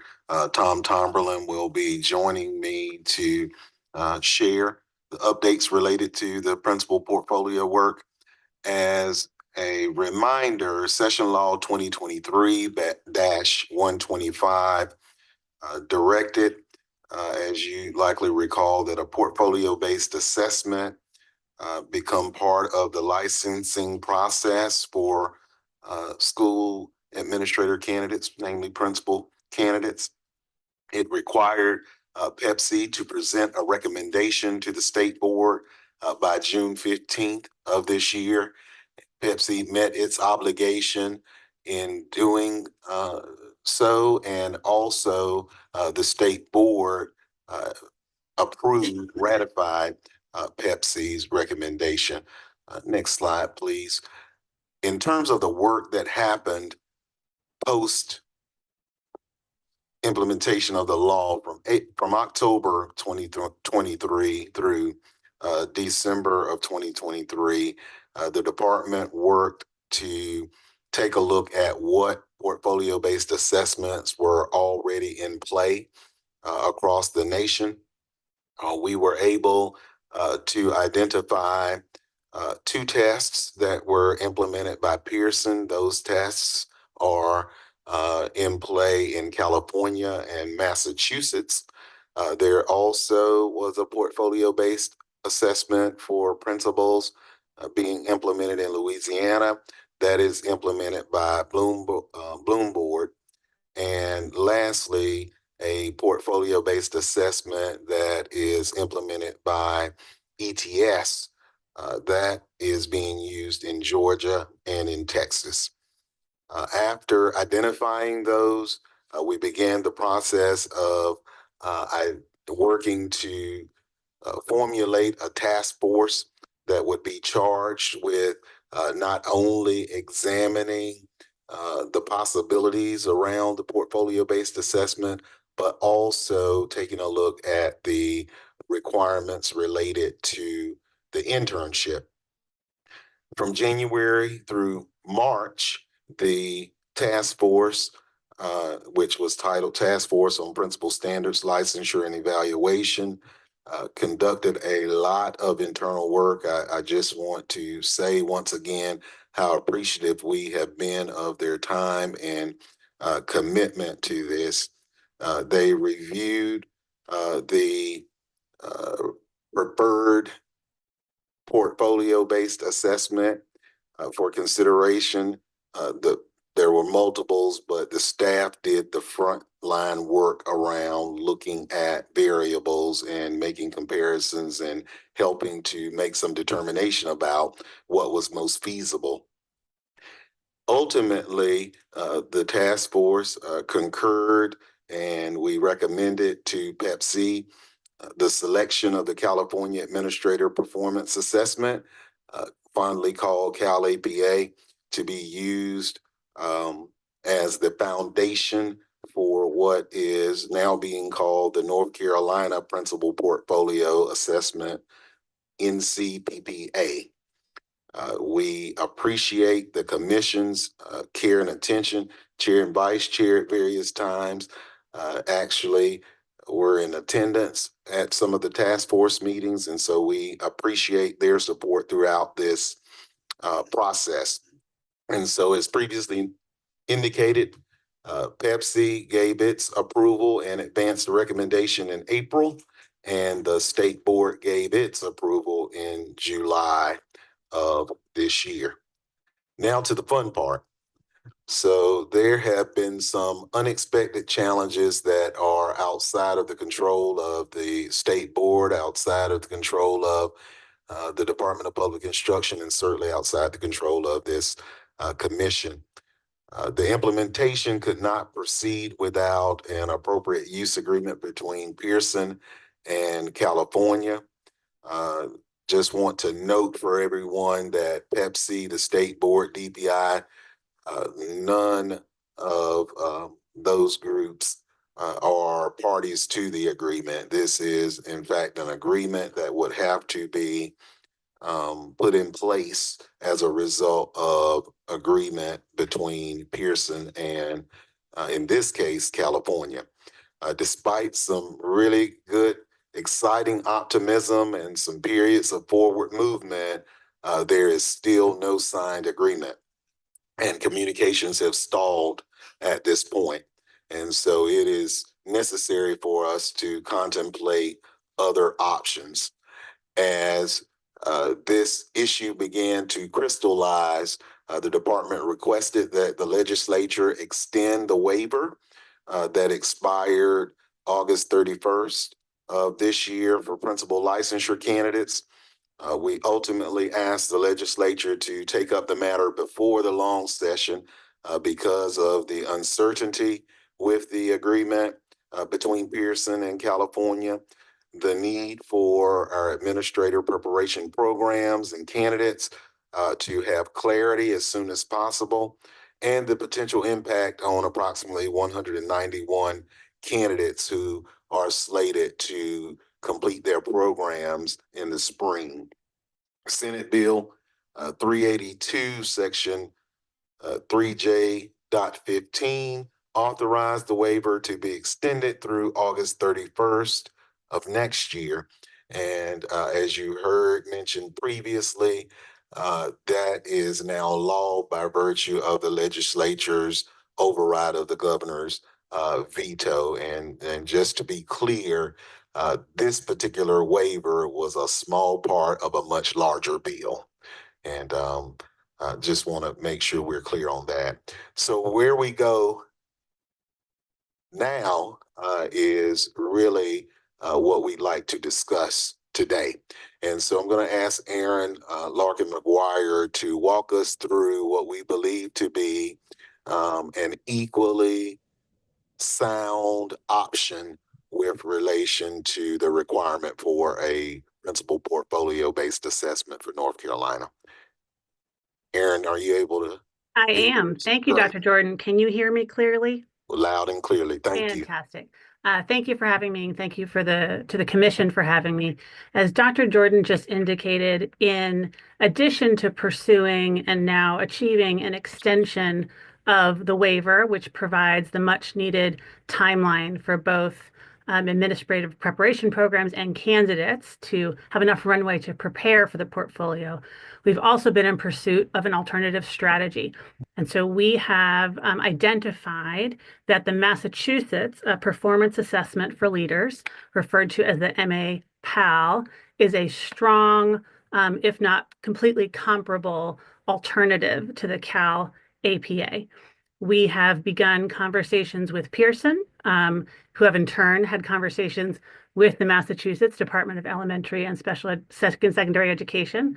DPI has also had direct conversations with the Massachusetts Department, and we have made very positive progress towards being able to use this assessment in the exact same fashion as we envisioned for the Cal APA as a foundation upon which we can make state-specific revisions.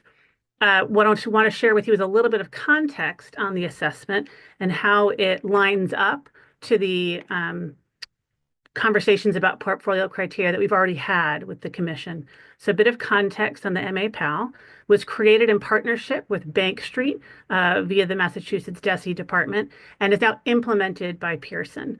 It has comparable reliability and validity studies that were conducted by Bank Street, and we have been assured that we have the same opportunity to be flexible in revising the assessment to meet North Carolina's context in terms of standards alignment, use of language, and cost, which we'll share a little bit more about in a minute.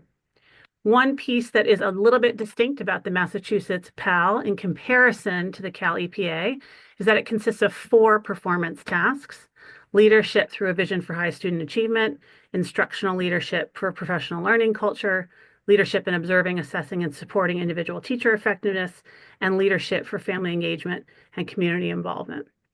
Now, one of the things that's interesting and very valuable about the Massachusetts PAL as a second option for us, Dr. Evans, if you go to the next slide, is that it was actually developed slightly after the Cal APA and shows a very high level of alignment with the Cal APA.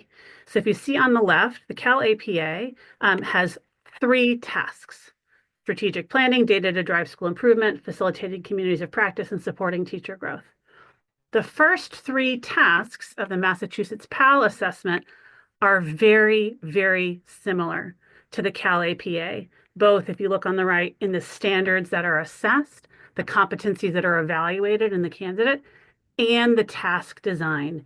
They are extremely similar. The primary difference is that the Massachusetts PAL assessment includes a 4th task, which is leadership for family engagement and community involvement. There is no comparable task within the Cal APA.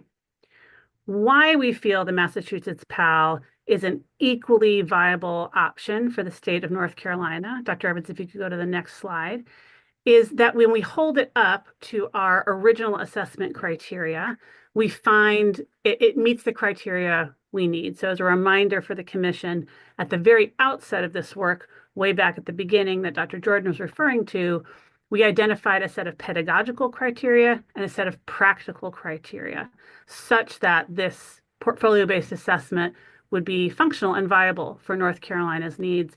To highlight a couple of those criteria in comparison to what is current state with principal licensure, we needed an assessment that was valid and reliable and would allow the state and APEs to make meaningful inferences based on candidate performance.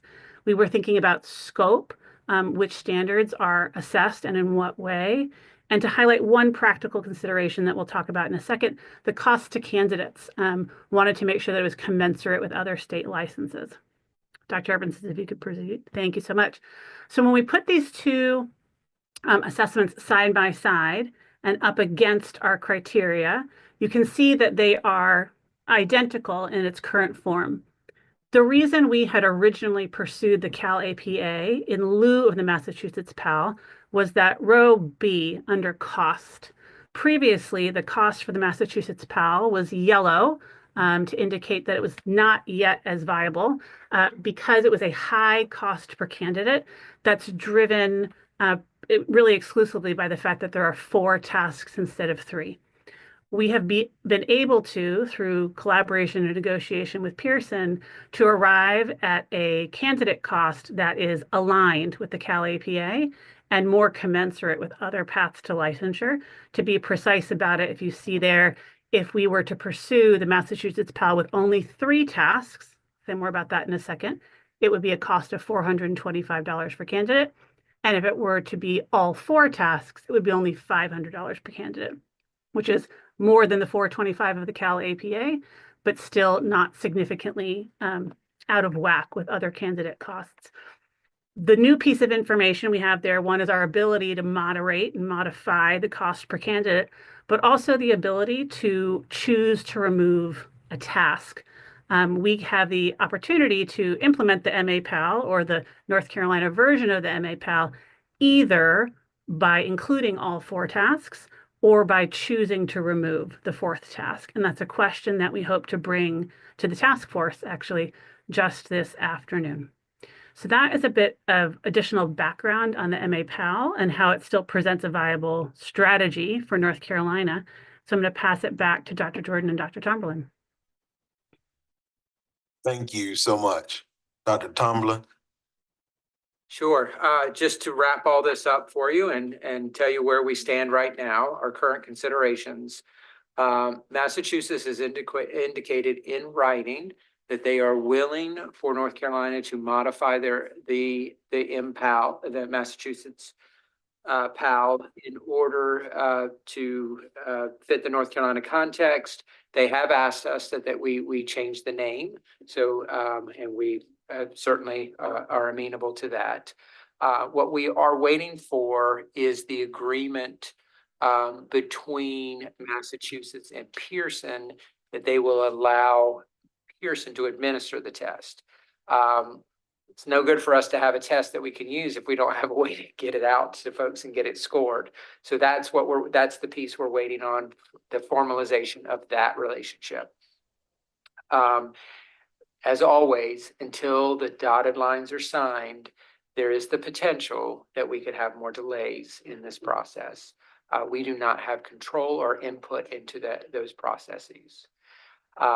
We need approval from Pepsi to have the task force consider the Massachusetts and potentially the ETS assessments, devoting time to exploring how to contextualize the Massachusetts assessment to fit the North Carolina context. So this is similar to what we came with you before with the Cal APA.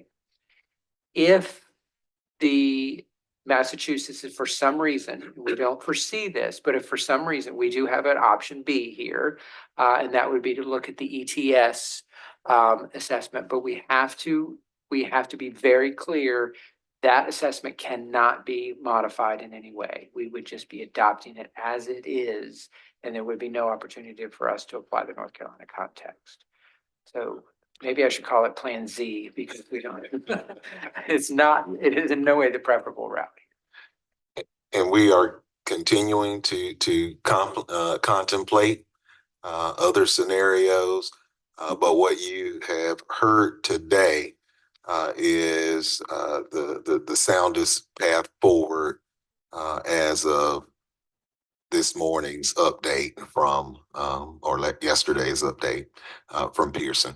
And I should also note that in talking with legal, this does not require a formal vote. We'd be seeking consensus to allow staff to proceed in this direction. Because it's exploration. It is not adoption. Correct? That is correct. So that means we do or do not need a motion. We do not need a motion. I'm just gonna, well, first let me ask if there are any questions. Let's start from the beginning. Any questions on the presentation or on what is being asked for? I don't have a quick question. I was just wondering if we could get a copy of this presentation. I would like to have more. I would like to take time to really read it a little more and look at it a little better. Thank you. Absolutely. Dr. Evans, can you send the PowerPoint out to the entire commission, please? Absolutely. Thank you, including the math data, of course. Thank you, Dr. Locklear.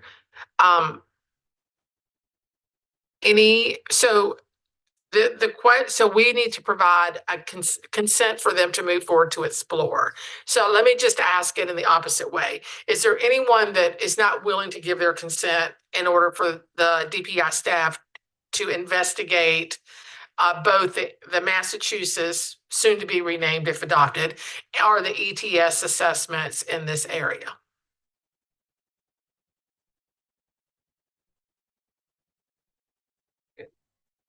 All right, I don't hear anyone that is not okay with this, so I think DPI staff has our consent to move forward with this this afternoon, I believe, with Aaron. Thank you, Aaron. Yeah.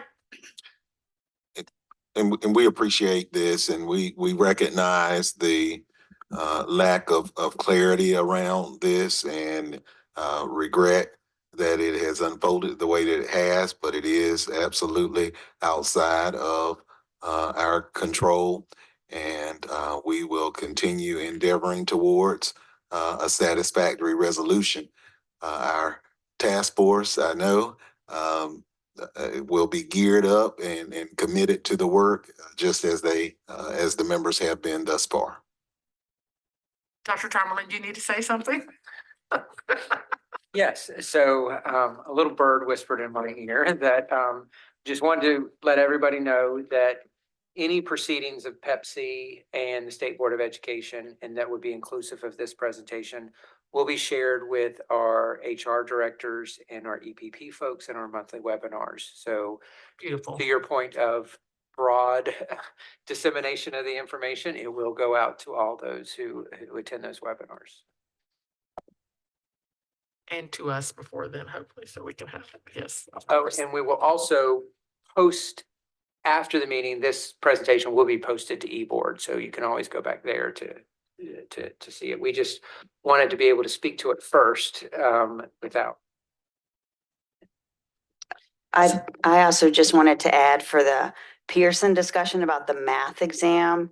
I got a text from our Pearson contact, and she said that the math test is 45 multiple choice questions and 1 open response assignment. Just to be clear. For the Pearson. Yes, for the Pearson. Not the ETS. No. Praxis is the 100. 100. Thank you. That's super helpful. I appreciate that quick information. That's wonderful. All right. So, all right. So we've provided consent on this. Thank you to Aaron, Dr. Jordan, Dr. Tomlin for providing that ongoing information about where we are with principal portfolio. Now you can see why the August 31st, 2025 becomes very important, because this team is continuing to work on what will be the most positive solution for principal prep in North Carolina. All right, that ends all our agenda items, so I will close this out. Thank you, commission members, advisors, and staff for your preparation for our discussions. I remind commission members that our next monthly meeting will be held in a hybrid manner on Thursday, January 16th at 3:30 to 6:30 p.m. That's the schedule for that. We have now completed our meeting, and unless there is an additional business at this time, I ask for a motion to adjourn. So moved. Thank you, Dr. Locklear. Second, this is Kim. Thank you, Dr. Winter. Madison, can you call the roll for adjournment vote? And Yes. please. Dr. Blanton, Approve. Chair Bullock, Approve. Ms. Edwards, approve. Dr. Fleming, Approve. did Dr. Elliott join? Okay. Vice Chair Griffin, Approve. Ms. Hoskins, Approve. Ms. Jenkins, Approve. Dr. Locklear, Approve. Dr. Penfield, Approve. Mr. Smith, Approve. Ms. Smith,